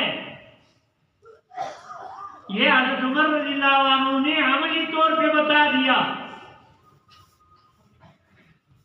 کہ یہ ذمہ داری ہے ان کے گھر میں جانا. ان کو سمجھانا. علماء حضرات جب ان کے پاس جائیں گے ہماری کیا حیثیت ہے؟ جب اتنا بڑا آدمی حضرت عمر رضی اللہ عنہ کتنا بڑا آدمی ہے جس کی بارے میں فرمایا کہ میرے بعد اگر نبی ہوتا تو یہ نبی بن جاتا.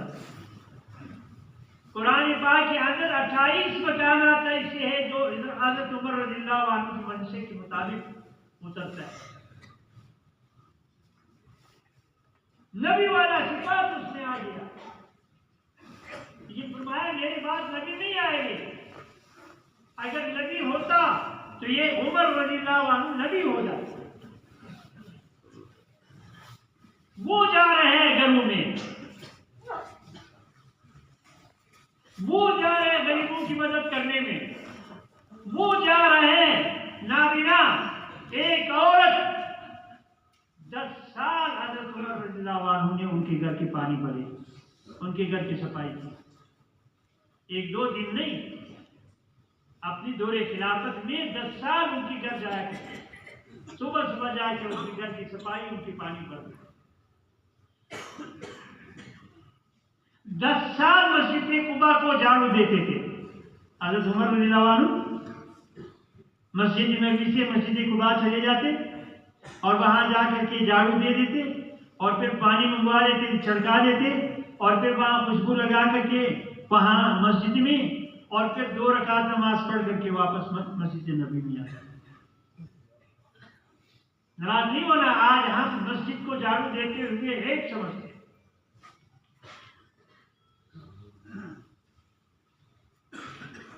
یہ میرے عزیز دوستوں اور بزرگوں، مساجد کو خالی کر لیا، وجہ کیا ہے؟ مسلمانوں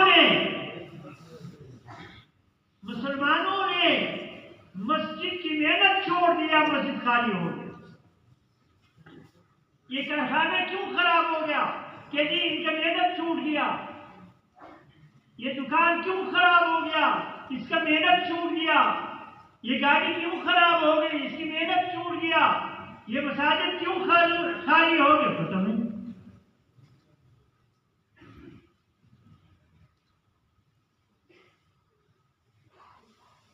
مساجد اس لیے خالی ہو گیا کہ مسجد کی محنت چھوٹ گیا۔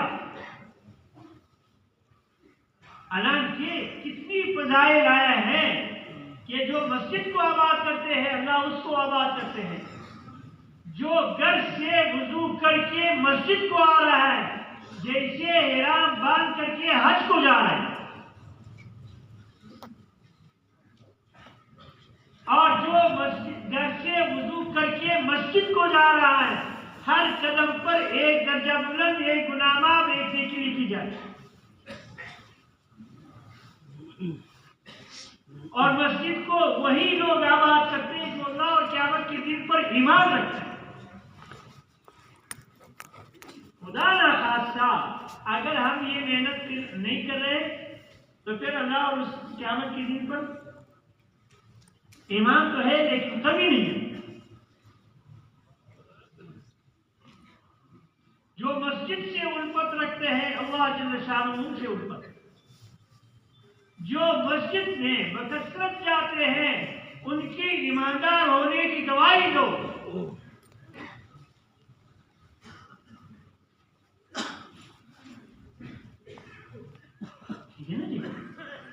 یہ مساجد اللہ کی گھر ہے، یہ کسی کی ملکیت نہیں ہے۔ اور یوں بھی فرمایا جو مسجد بنا ہے جنت میں اللہ اس کے لیے گھر بنا ہے۔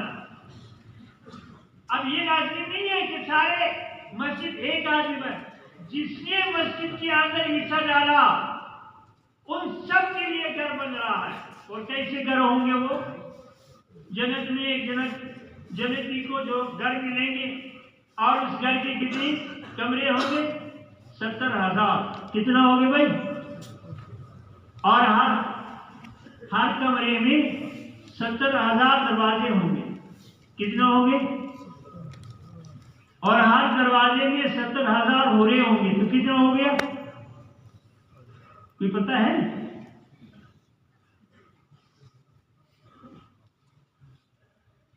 اب وہ گھر کے اندر داخل ہو کر کے باہر کے حالات بھی نظر آئیں گے، اور باہر سے جائیں گھر کے اندر جتنے بھی حالات ہیں وہ سارے نظر آئیں گے۔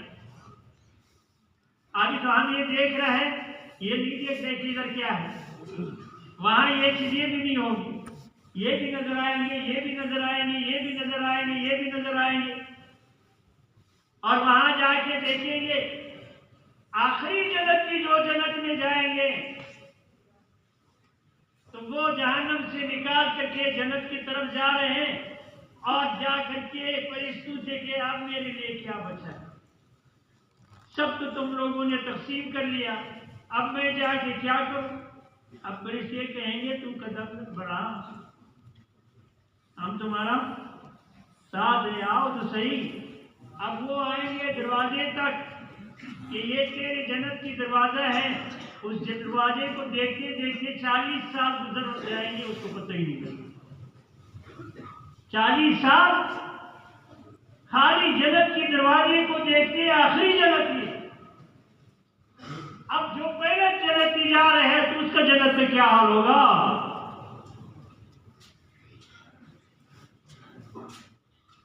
اب فرشتے ان سے کہیں گے سارے زندگی ریگولر میں ہے، چلو نا آگے، کہ چاہے ایک بار جی بھر کے تو اس دروازے کو دیکھ لوں کہ یہ بنائے کیسے،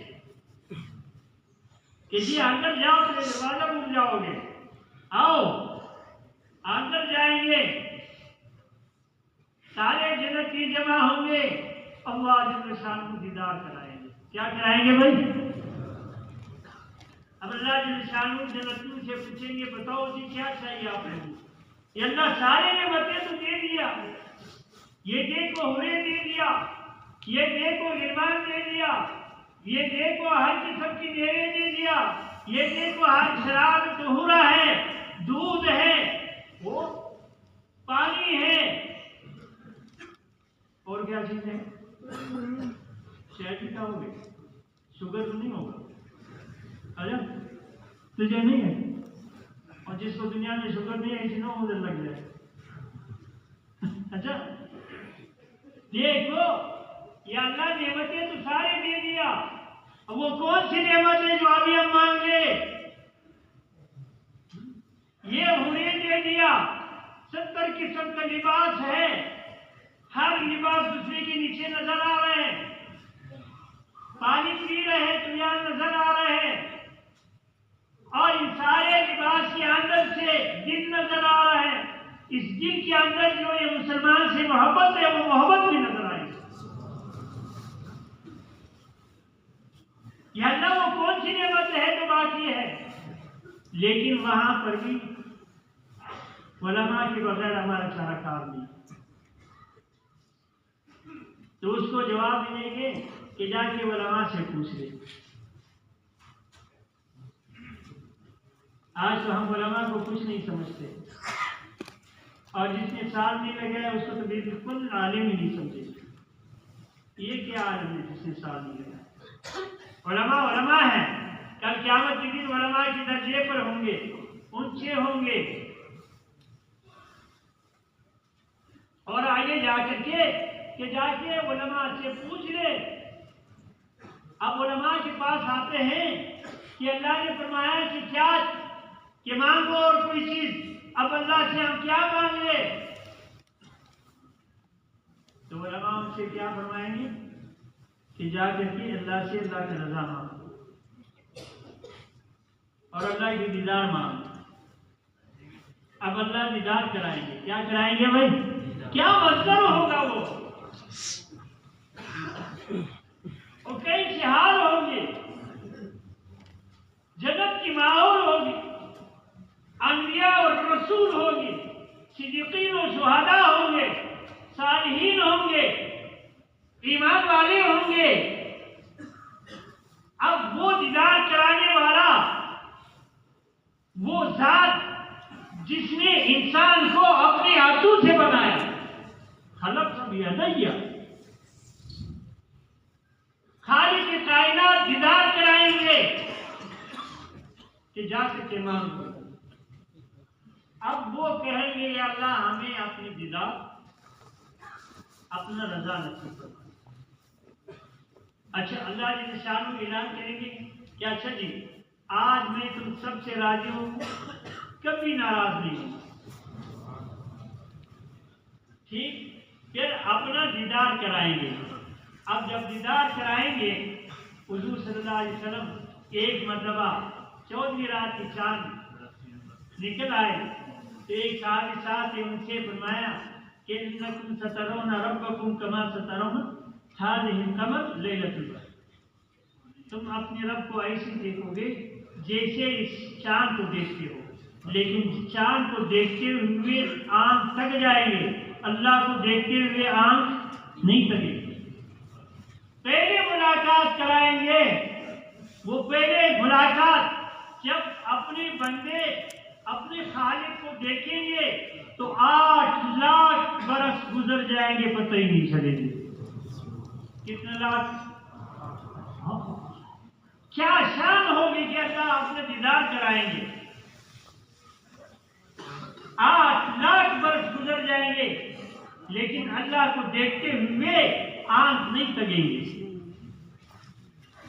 جنت میں جا کر کے نعمتیں ختم نہیں ہوں گے، جنت میں جا کر کے بوڑھا نہیں ہوں گے، جنت میں جا کر کے بیمار نہیں ہوں گے، جنت میں جا کر کے پریشانی نہیں ہوگی، جنت میں جا کر کے موت کو بھی موت آ جائے پھر اس انسان کو کبھی موت نہیں آئے، چاہے وہ جہنم میں ہے چاہے وہ جنت میں ہے۔ وہ جنت حضور نے فرمایا جب تم اللہ سے مانگو تو جنت سے کیا مانگو؟ فردوس. جس کا چھت کیا ہے؟ عرش عظیم ہے. اور وہ جنت ملیں گی کیسے؟ حضور صلی اللہ علیہ وسلم نے فرمایا من احب سنتی فقد احبنی ومن احبنی کان معی فی الجنہ. جس نے میری سنتوں سے محبت اس نے مجھ سے محبت کی، جس نے مجھ سے محبت کی وہ میرے ساتھ جنت میں ہوں گے. کہاں ہوں گے بھائی؟ جنت میں، حضور کی پڑوس.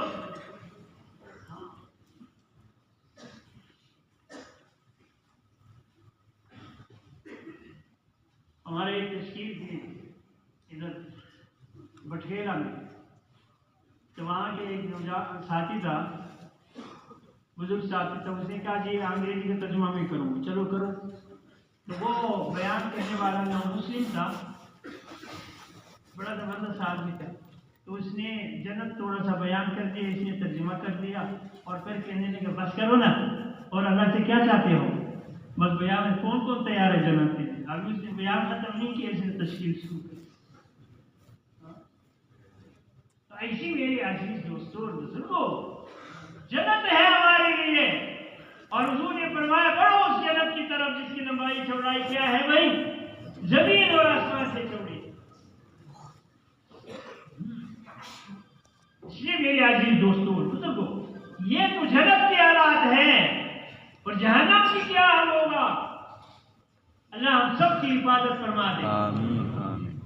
جہنم میں سب سے ادنا عذاب جو ہے وہ ابو طالب کو دیا جائے گا، اور اس کو لوہے کی جوتیاں پہنا کر کے جس کی تپش سے مغز بھی ابلتا جائے گا.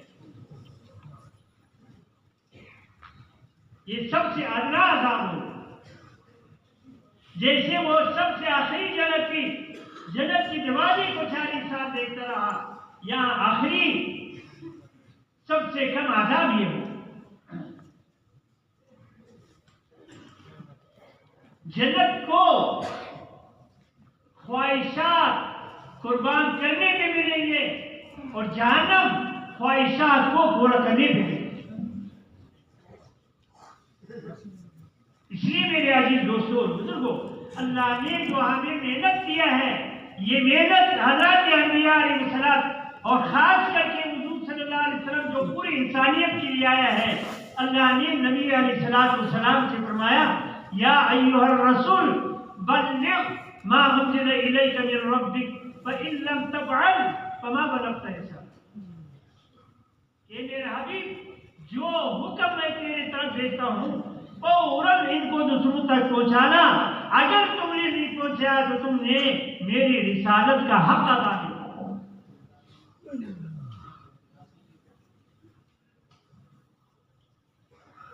اور حضور اکرم صلی اللہ علیہ وسلم نے پوری امت کو مخاطب کر کے فرمایا بلغوا عنی ولو آیا، پہنچا دے جس نے مجھ سے ایک ہی آیات، ایک ہی حدیث سنی. اگر تم نے نہیں پہنچایا تو تم نے میری امتی ہونے کا حق ادا کیا.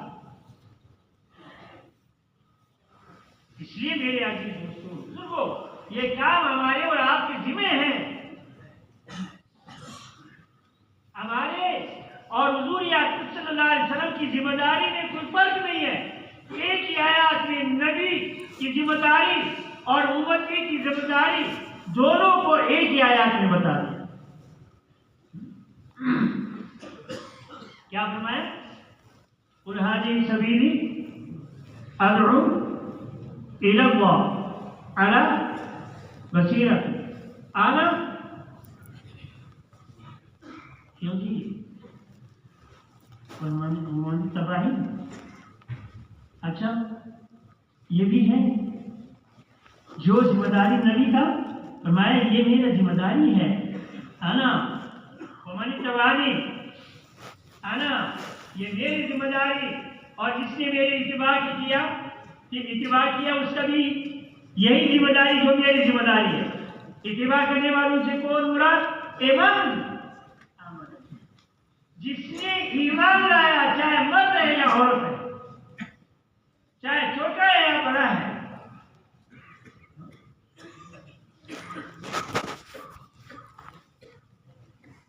دو بچے آپس میں لڑ رہے تو ایک نے دوسرے سے کہا اللہ تعالیٰ من آنا. ایک بڑے صحابی وہاں سے گزر رہا تھا کہ تم مجھے نہیں جانتے میں کون ہوں. ایک بڑے صحابی گزر رہا تھا وہ حیران ہو گئے کہ اس نے کیا کہا کہ تم مجھے نہیں جانتے میں کون ہوں. جیسے آج ہم کہتے ہیں نا آپ مجھے نہیں جانتے ہو نا, میں پناہ کا بیٹا ہوں, میں وزیر کا بیٹا ہوں, میں چودھری کا, میں راجا کا, میں خان ملک کا. اس بچے نے کہا کہ تم مجھے نہیں جانتے میں کون ہوں. اس بڑے صحابی نے تعجب سے پوچھا کہ من انت, آپ کون ہیں؟ میں نے کہا کہ میں شہید کا بیٹا ہوں, میرے باپ بڑا غزوہ میں شہید ہو, یہ سب والد گھر میں مر گئے. کہاں مر گیا؟ گھر. آج والا کے راستے میں کوئی مرے تو ہم سارے پریشان ہوتے ہیں. ایمان والے نا پریشان ہوتا ہے, اور جہاں مر گیا وہیں دفناؤ. اللہ کے راستے میں نکلا ہوا ہے, اب یہاں کے بھی تو دفنانا ہے نا. ایک جگہ میں کشمیر میں روڈ بھی سکتی ہے, وہاں پر ہماری جماعت میں تو ایک مولوی صاحب نے بہت گشتے کرایا. آخر میں کہا کہ ادھر ایک بزرگ آدمی ہے, بیچارہ بیمار ہے, ان کی عیادت بھی کر رہی. تو ان کے پاس گئے. اس کی 90 سال عمر, 95 سال, بیمار کا بیچارہ پڑا ہو. تو خیر عیادت کی, دعا کی, یہ کیا وہ کیا. تو میں نے کہا حاجی صاحب اب دعا کرو اللہ آپ کی آخرت ٹھیک کرے. اسی کا مولوی صاحب میں نے سیرت کے لیے دعا کرو. میں نے کہا اللہ اس پر قادر ہے جیسے ایوب علیہ السلام کو جوان بنا دیا. ایوب علیہ السلام کو جوان بنا دیا, اللہ اس پر قادر ہے. لیکن یہ اللہ جل شانہ قدرت کبھی کبھی دکھاتے ہیں. اب تو آخرت کا فکر کرے, میرے ٹائم نہ ضائع کرو. میں نے آگے بھی گشتے کرنے, دعا کریں گے کہ اللہ آپ کو جنت الفردوس میں داخل فرمائے. تو وہ رو پڑا کہ میں مر گیا تو میری کوٹھی کا کیا بنے گی. میں نے کئی سال میں بھی کوٹھی اندر ہے. میں نے سمجھا یہ کوٹھی کے اندر ہے, کوٹھی تو اس کے اندر ہے. اس کو میں نے کہا کہ بھائی یہ آسان کام ہے, آپ کو کوٹھی مل رہے گی. آپ فوت ہو گیا تو آپ کا جنازہ پڑھ لیں گے, پھر شیشے کی فریم میں لگا کر کے یہاں لٹکا دیں گے. یہ ہو سکتا ہے. جس سے انسان کی محبت ہوتی ہے موت کے وقت میں وہی چیز ان کے ساتھ ہوتی ہے. اس لیے دنیا کی محبت حضور نے فرمایا کہ ہر خطا کی جڑ ہے خطیئۃ راس کل خطیہ.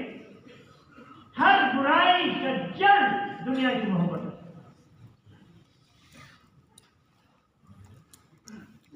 اس لیے میرے عزیز دوستوں اور بزرگوں, اگر دنیا کی محبت نہ ہوتی تو نماز کے لیے دکان کھلا چھوڑ کے جانا آسان تھا یا مشکل تھا؟ چور آتا کون ہے؟ نہ یہودی ہے نہ نصرانی ہے. ڈاکہ مارنے والا نہ یہودی ہے نہ نصرانی ہے. یہ کون ہے؟ ایک جگہ ہمارے کشتی تھی, ہمارے علاقے بلوچستان میں. تو ایک حاجی صاحب کے پاس یہ صبح جو کشتی ہوتی ہے اس میں ہم دو ساتھی گئے ہوئے. تو جب بھائی سے قریب ہو گئے پھر کہا ادھر نہیں آنا. تو ساتھی میرے ساتھ ہے, اس کی بات یہ چلو چھوڑو کے پاس نہیں, میں اس کو جانتا ہوں, ابھی اس سے بات کریں گے. تو اس کے پاس جب ہم گئے کہیں سلام کیا تو اس نے تو آپ نہیں کیا. میں نے کہا کہ آپ ملا ہوا ایسا جو مسلمان جب آپس میں آتے جاتے گناہ معاف ہو جاتے ہیں. اچھا مسافر کرتا. میں نے کہا شکر ہے تیرے گناہ تو معاف ہو گئے. کیا آپ تبلیغ والے ہیں؟ میں نے کہا نہیں ہم تبلیغ والے. کیوں جی ہم تبلیغ والے ہیں؟ کیا ہے کون تبلیغ والا ہے؟ تبلیغ تو غیروں کو کیا جاتا ہے، اپنوں میں تو ترغیب ہے، تبلیغ کے لیے تیار کرنا ہے۔ آپ تبلیغ والے ہوئے میں نے گپ شپ لگایا تو میں نے کہا حاجی صاحب چائے ہوا، دیکھو کون سا؟ میں نے کہا دونوں۔ اچھا گاوا بھی آ گیا، دودھ بھی آ گیا، دونوں چاہیے۔ پھر گپ شپ لگایا، باغ کا کیا حال ہے، یہ ہے، پانی وغیرہ وغیرہ، بس ٹھیک ہے، گزارا ہو رہا ہے۔ آپ تبلیغ والے ہیں؟ میں نے کہا نہیں، یہ بات ہو۔ اچھا جی، پھر تھوڑی دیر کے بعد جب سب لگاتے لگے تھے تو وہ کہتے ہیں مجھے کہ بیٹے مجھے آپ تبلیغ والے نظر آتے، تبلیغ کی کیا ضرورت ہے؟ میں تبلیغ والا نہیں ہوں۔ تو میں نے کہا کہ آپ کے پاس کوئی پسٹل یا کوئی مشین کوئی ایسی چیز ہے گھر میں رکھا ہوا ہے؟ کہ جی ہاں رکھا ہوا ہے۔ میں نے کس لیے رکھا ہوا ہے؟ کہ جی لوگ رات کو آ جاتے ہیں، ڈاکے مارتے ہیں، کوئی بیچ لے جاتا ہے، کوئی گائے لے جاتا ہے، کوئی بکری لے جاتا ہے، کوئی ڈوبا لے کے جاتا ہے۔ تو میں نے کہا وہ کہاں سے آتا ہے؟ امریکہ سے آتا ہے یا روس سے آتا ہے؟ یہودی ہے، نصرانی ہے، ہندو ہے، کون ہے جو آ جاتا ہے؟ اس نے کہا نہیں نہیں یہ نہیں، آپ کا مسلمان آتا ہے۔ میں نے کہا پھر تو تبلیغ کی ضرورت ہوگی۔ ایک مسلمان چوری کرنے آتا ہے، دوسرا مسلمان اس کو گولی مارتا ہے، یہ ہو سکتا ہے؟ پھر تو تبلیغ کی ضرورت ہے۔ ایک کو توبہ کراؤ، دوسرے کو اس پر آمادہ کرو کہ یہ چوری مجبوری سے جو کر رہا ہے یہ نہ کرے، یہ پورا زکوٰۃ نکالے، نہ چور ملیں گے نہ کچھ ملے گا۔ آج اگر مسلمان زکوٰۃ نکال دیں تو پوری دنیا میں کوئی مسلمان چور نہیں ملیں گے، اللہ سب کی ضروریات۔ میں نے کہا آپ کو ضرورت ہو گیا تبلیغ کی، حاجی صاحب اس کو چوری سے کون روکیں گے؟ اگر میں اور آپ نہیں جائیں گے تو روکنے والا کون ہے؟ پھر تو ہم اس کے ساتھ ہوں گے۔ گپ شپ لگایا تو میں نے کہا حاجی صاحب آگے بات سنو، آپ کے پاس مہمان آ جاتے ہیں اس سے اکرام کرتے ہو؟ کہ جی ہاں کیوں نہیں کرتے؟ میں نے کہا ہم 12 ساتھی آئے مہمان، وہ جو دمبا ہے ذبح کرو، آدھا دوپہر کو اور آدھا شام کو۔ اس نے نوکر کو بلایا کہ بیٹے اس کو ذبح کرو، وہ کر لیا۔ اچھا جی جناب علی وہ آدم لایا، کھانا کھلایا۔ ساتھی کو میں نے کہا ساتھی خوب کام، حاجی صاحب شام کے لیے اتنا اور لائیں گے۔ میں نے کہا ہاں بیٹے ضرور خوب کھلاؤ، شام کے فکر نہ کرو، وہ آدھا جو ہے نا وہ بھی لاؤں گا۔ میں نے کہا وہ بھی آئے گا۔ اچھا جی تو اس کو میں نے کہا حاجی صاحب شام کو مغرب کے بعد ہمارا بیان ہوتا ہے اور پھر آپ کے ساتھ ہم 2 ساتھی بھیج دیں گے، وہ دیکھ رہا ہے یہ بوڑھا آدمی ہے کہیں گر نہ جائے، تو آپ بیان میں بیٹھو اور پھر 2 ساتھی آپ کے ساتھ اسی کا ٹھیک ہے بیٹھے۔ اچھا جی بیان ہو گیا، بیان کے بعد میں کھڑا ہو گیا۔ میں نے کہا بھائی دیکھو بستی والے سے میں نے کہا دیکھو بھائی یہ بہت شرم کی بات ہے، بے غیرتی کی بات ہے۔ اب اگر حاجی صاحب تیار ہو گئے 3 دن کے لیے تو کیا خیال ہے یہ اکیلا جائیں گے؟ کیوں جی حاجی صاحب اکیلا جاؤ؟ اس نے کہا نہیں اکیلا نہیں جاؤں گا۔ میں نے کہا کس کو لے کے جائیں گے؟ تو حاجی صاحب نے مجھے آپ کھڑے ہو جائے، آپ کھڑے 16 آدمی کو تیار۔ یہ اس لیے سنا رہا ہوں کہ کہیں آپ جا کر کے گیسٹوں میں جا کر کے تم کہتا ہے نہیں میں صحیح اور کیوں جاتے نہیں میں نے کیا کہا نا میں بالکل نہیں، کچھ بھی نہیں، ہم نہ ووٹ مانگتا ہے نہ نوٹ، دونوں مانگتا ہوں، خود نہیں مانگتا ہوں۔ کہ مسلمان کی جان ایک ووٹ ہے، مسلمان کی مال یہ ایک نعمت ہے، یہ دونوں دین پر لگ جائے، کی جان بھی لگ جائے اس کی مال بھی لگ جائے۔ پھر دیکھو رستم نے کہا کہ یہ درس ہے، اس لیے ہم سے متاثر نہیں ہو رہے، ان کو باہر بھیج دو، ایک آ جائے۔ کیا آ جائے؟ ایک ایک آ گئے. اچھا کہا کہ بھائی سب باہر نکل جاؤ, ایک ایک آ جاؤ. اب ایک ایک آ, ہر ایک نے جو ایک نے بات کیا وہ 10ویں نے وہی بات کیا. دائی کی بات بدلتا نہیں, جو بدلتا ہے وہ دائی نہیں. اچھا آخری 10ویں نے تو حد کر دیا, اس نے اپنے خچر کو بھی لے گیا اندر. درباری نے کیا کر رہے ہو, دربار ہے, بادشاہ بیٹھا ہوا ہے, جس کے آگے سجدے ہو رہی ہے, یہ کدھر لے کے جا رہے. اس نے کہا مجھے بلایا ہے کہ جی آپ کو بلایا, اس کو تم نے کیجیے تو میرے ساتھ ہوگا. اگر یہ نہیں جائیں گے ہمیں تو میں بھی نہیں جاؤں گا, جاؤ پھر مقابلے کی ریڈی کرا دو. وہ پریشان ہو گیا, اندر جا کے کہا کہ جی وہ تو خچر کو بھی ساتھ لے رہا ہے.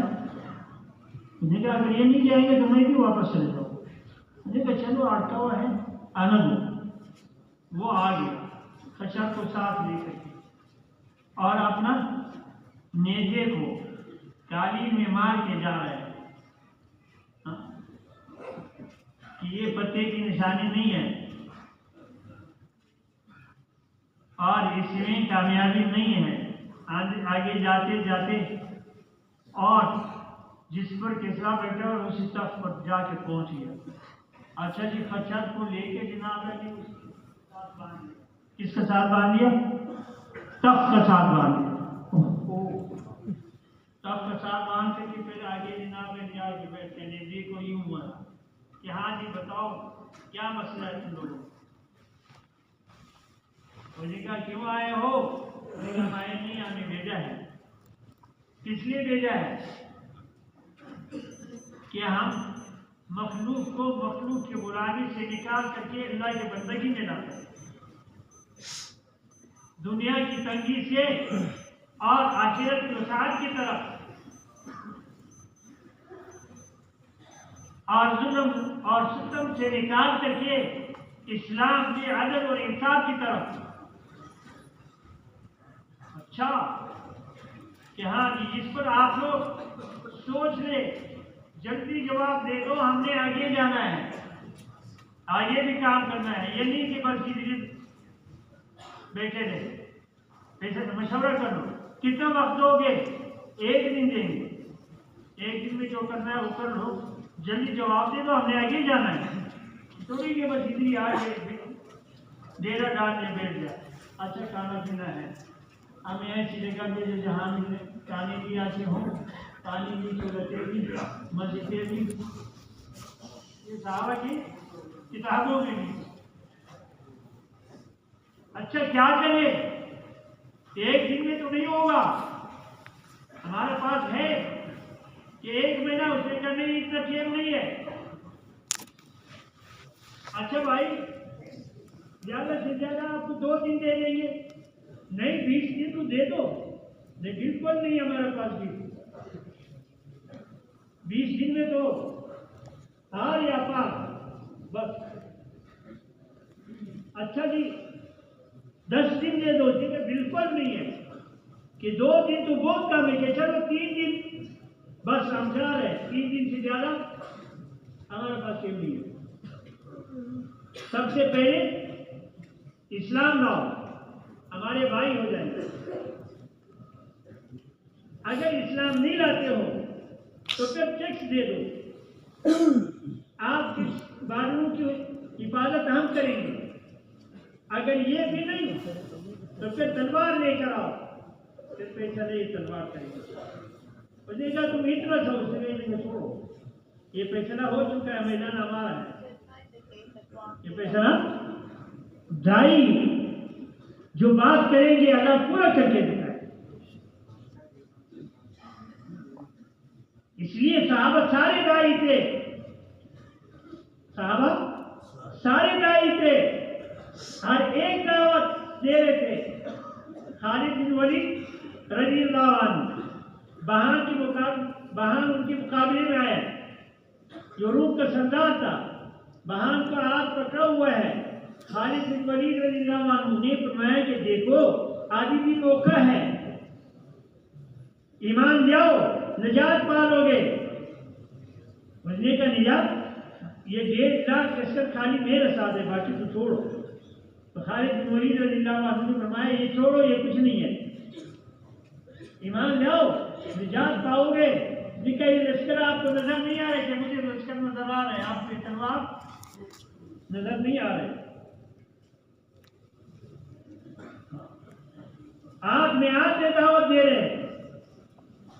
اس لیے دائی کے ساتھ اللہ ہے، اللہ نے ہر میدان جتوا دیا. رومی اکٹھا ہو گئے کہ یہ ہم پر غالب کیوں آ رہے، آسلے توڑے، تالاب میں توڑے، غالب کیوں آ رہے، کیا وجہ ہے؟ کسی نے کچھ کہا، کسی نے کچھ کہا.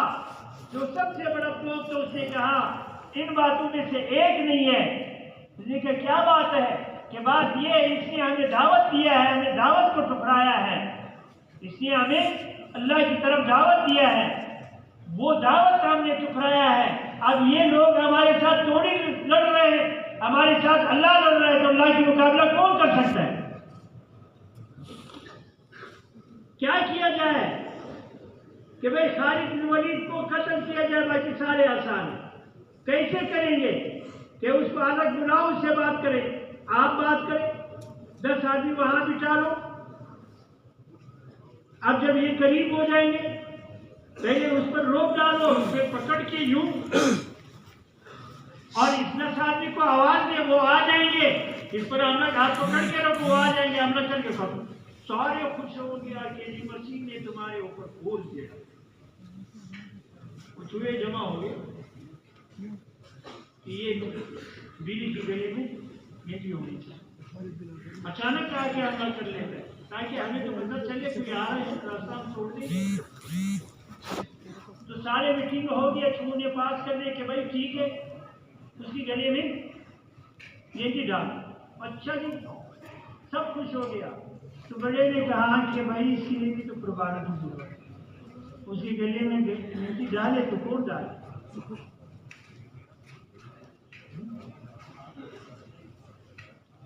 چھوڑ گیا تھا شراب کی لوٹے میں، جب نکل آیا تو کہا کدھر گیا بھی تو وہ جمع ہو گیا سارے کو پادری وغیرہ کہ بھائی یہ تو بالکل ٹھیک ہے، خالد کو اسی طرح کیا جائے، لیکن خالد کو بلائیں گے کون؟ اس لیے بھی تجھے لوگوں کو ڈر چاہیے. تو داؤد مسیح ہے، اس نے کہا کہ یہ کام میں کروں گا. ماشاءاللہ آپ ہی کر سکتے ہو. اچھا کہ آپ ادھر کھڑے ہو جائے، وہ ادھر ڈال اس پار پر ڈال دیا، ادھر ڈال دیا، ادھر ڈال دیا. خالد بن ولید رضی اللہ عنہ کے پاس جا کر کے ابو عبیدہ بن جراح رضی اللہ تعالیٰ عنہ امیر ہے، تو خالد بن ولید رضی اللہ عنہ کو بلایا داؤد مسیح نے کہ خالد جی کیا بات ہے؟ بات یہ ہے کہ ہم دیکھو اتنی لاکھ ہے، ہمارے مقابلہ آپ نہیں کر سکتے. روزانہ جھگڑا لڑائی، تمہارے طرف بھی لوگ شہید، ہمارے طرف بھی. اب جناب علی وہ ہمارا بڑا کڑا ہے، آپ دو آپس میں بات کر لو، جیسے بات ہو گیا آپ لوگوں نے فیصلہ کر لیا، ہم اسی طرح کریں گے، یہ لڑائی جھگڑے ختم ہو جائیں گے. تو اسی کا ٹھیک ہے. خالد بن ولید رضی اللہ عنہ واپس آئے. اس نے سوچا اس نو یہ ہمارے اوپر غالب آ گیا تو تمہیں جو بھی خیر نہیں، اگر میں نے نہیں بتایا تو واپس ہوا کہ بتا دوں. خالد جی ہاں ایک بات بول گیا، کیا بات ہے؟ ادھر قریب آ گیا کہ میرے ساتھ وعدہ کرو، اگر آپ لوگ ہم پر غالب آ گیا مجھے نجات دو گی، میری بیوی بچوں کہ جی آپ کو بھی نجات ہے، آپ کی بیوی بچوں کو بھی. ہاں آمن. کیا بات ہے کہ جو وہ ہمارا بڑا کڑا ہے 10 آدمی کو جب چھپا کے رکھا ہوا، یہ پہلے آپ کو پکڑیں گے اور پھر وہ جناب علی جب آپ کو خوب پکڑ لیا تو پھر وہ جناب علی آواز دیں گے اس 10 کو، وہ آ جائیں گے تمہارے اوپر حملہ کر لیں گے، آپ کو قتل. جو بات تھی وہ میں نے بتا دیا، بس میں جاؤں. خالد بن ولید رضی اللہ تعالیٰ عنہ ہنستے ہوئے واپس لشکر کی طرف آیا. ابو عبیدہ بن جراح رضی اللہ عنہ نے فرمایا کہ خالد کس بات پہ خوشی ہے؟ فرمایا کہ دشمن کی جاسوسی اللہ نے دشمن سے کرا دیا. اب اس نے 10 آدمی وہاں بٹھائے ہیں اور ان کے جو بڑا ہے وہ. اب میں ان کے پاس جاؤں گا, وہ پہلے مجھ پر کیا کریں گے؟ روپ جمائیں گے, پھر مجھے پکڑ لیں گے, پھر اس 10 آدمی کو آواز دیں گے, وہ آ جائیں گے, میرے اوپر حملہ کر لیں گے, وہ نہیں میں شہید ہوں. اچھا سارے ابو عبیدہ بن جراح رضی اللہ عنہ نے 10 آدمی کو تیار کر لیا کہ آپ ادھر سے چلے جائیں. وہ جو اس پہاڑ کے اندر 10 آدمی بیٹھے ہیں, سب سے پہلے اس کو قتل کریں. اور جب خالد بن ولید رضی اللہ عنہ اور یہ آمنے سامنے ہو گئے, خالد کو پکڑ لیا, جب آپ کو آواز دیا کہ آپ بھی آ جائیں, وہ آواز دیں گے تو آپ بھی آ جائیں گے, تو پھر آپ نے خالد کی بات نہیں ماننا ہے, اس کو مارنا ہے. خالد بن ولید رضی اللہ عنہ اگر اس کو زندہ چھوڑنا چاہ رہا تھا تو نہ چھوڑ. اب وہ ادھر سے چلے گئے, وہ ادھر سے. کچھ دیر کے بعد خالد بن ولید رضی اللہ عنہ وہ 10 صحابہ جب 10 کے پاس پہنچے تو وہ سارے شراب کے نشے میں ملوث تھے. اب یہ پہنچ کر کے اس کو قتل کریں. اب خالد بن ولید رضی اللہ عنہ جاتے جاتے اس کے سامنے قریب ہو گیا.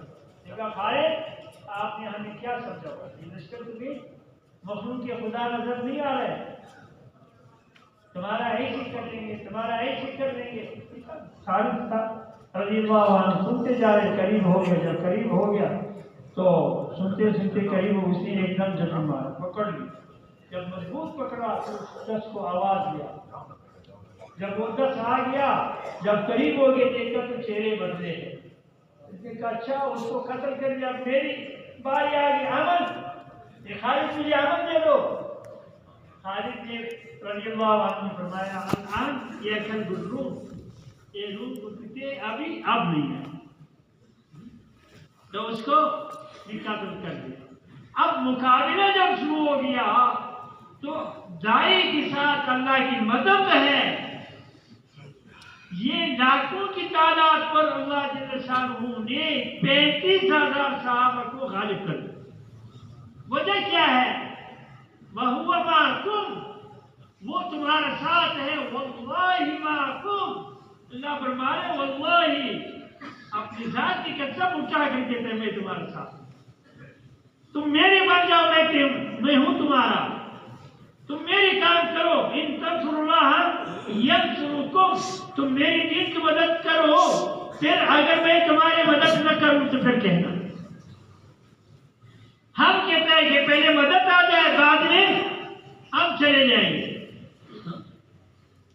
ایک عرب رو پڑا, یمن کا عرب, کہ جی 4 مرتبہ میں بیرون نکلا لیکن اللہ جل شانہ سے اپنی عادت پورا کرنے کے لیے, کاش میں اللہ کے لیے نکلتا ہے,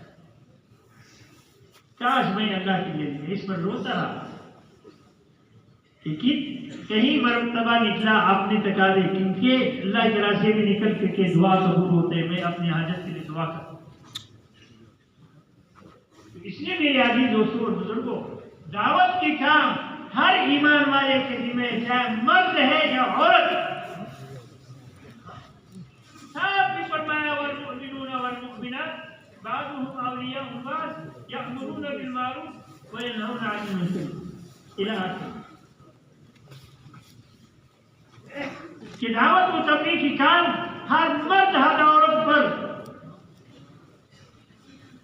مرد اور عورت ایک دوسرے مددگار ہے دین کی کاموں میں, خیر کی طرف بلانے میں, برائی سے منع کرنے میں. اب اس آیات کی تشریح میں لکھا ہے الدعوة والتبلیغ وجبت على نسوانکم کما وجبت على رجالکم. دعوت و تبلیغ کی کام تمہاری عورتوں پر ایسی واجب ہے جیسے مردوں پر.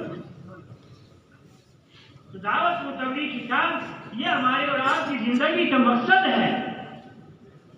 ہمارے اور آپ کی زندگی کا مقصد اللہ کو راضی کرنا, آخرت بنانا. ہمارے اور آپ کی زندگی کا سب سے بڑا کام وہ دین کی محنت ہے. کیا خیال ہے؟ اس دین کی محنت کے لیے سارے تیار ہیں؟ اللہ پوری دنیا میں جانے کے کس کس کا ارادہ ہے؟ پورا زندگی کس کس کا ارادہ ہے؟ اچھا، اب تو ارادہ جب ہم نے کر لیا، صحابہ جیب کو نہیں دیکھتے تھے. کس کو نہیں دیکھتے تھے؟ کہ جیب میں کچھ ہے یا نہیں. اللہ کی خزانے ہمارے ساتھ، ضرورت ہوگی تو آگے لے لیں گے. تو فرمایا کہ فرماؤ جی، اب جس حضرات کے 4 مہینے نہیں لگے، سب سے پہلے تو 4 مہینے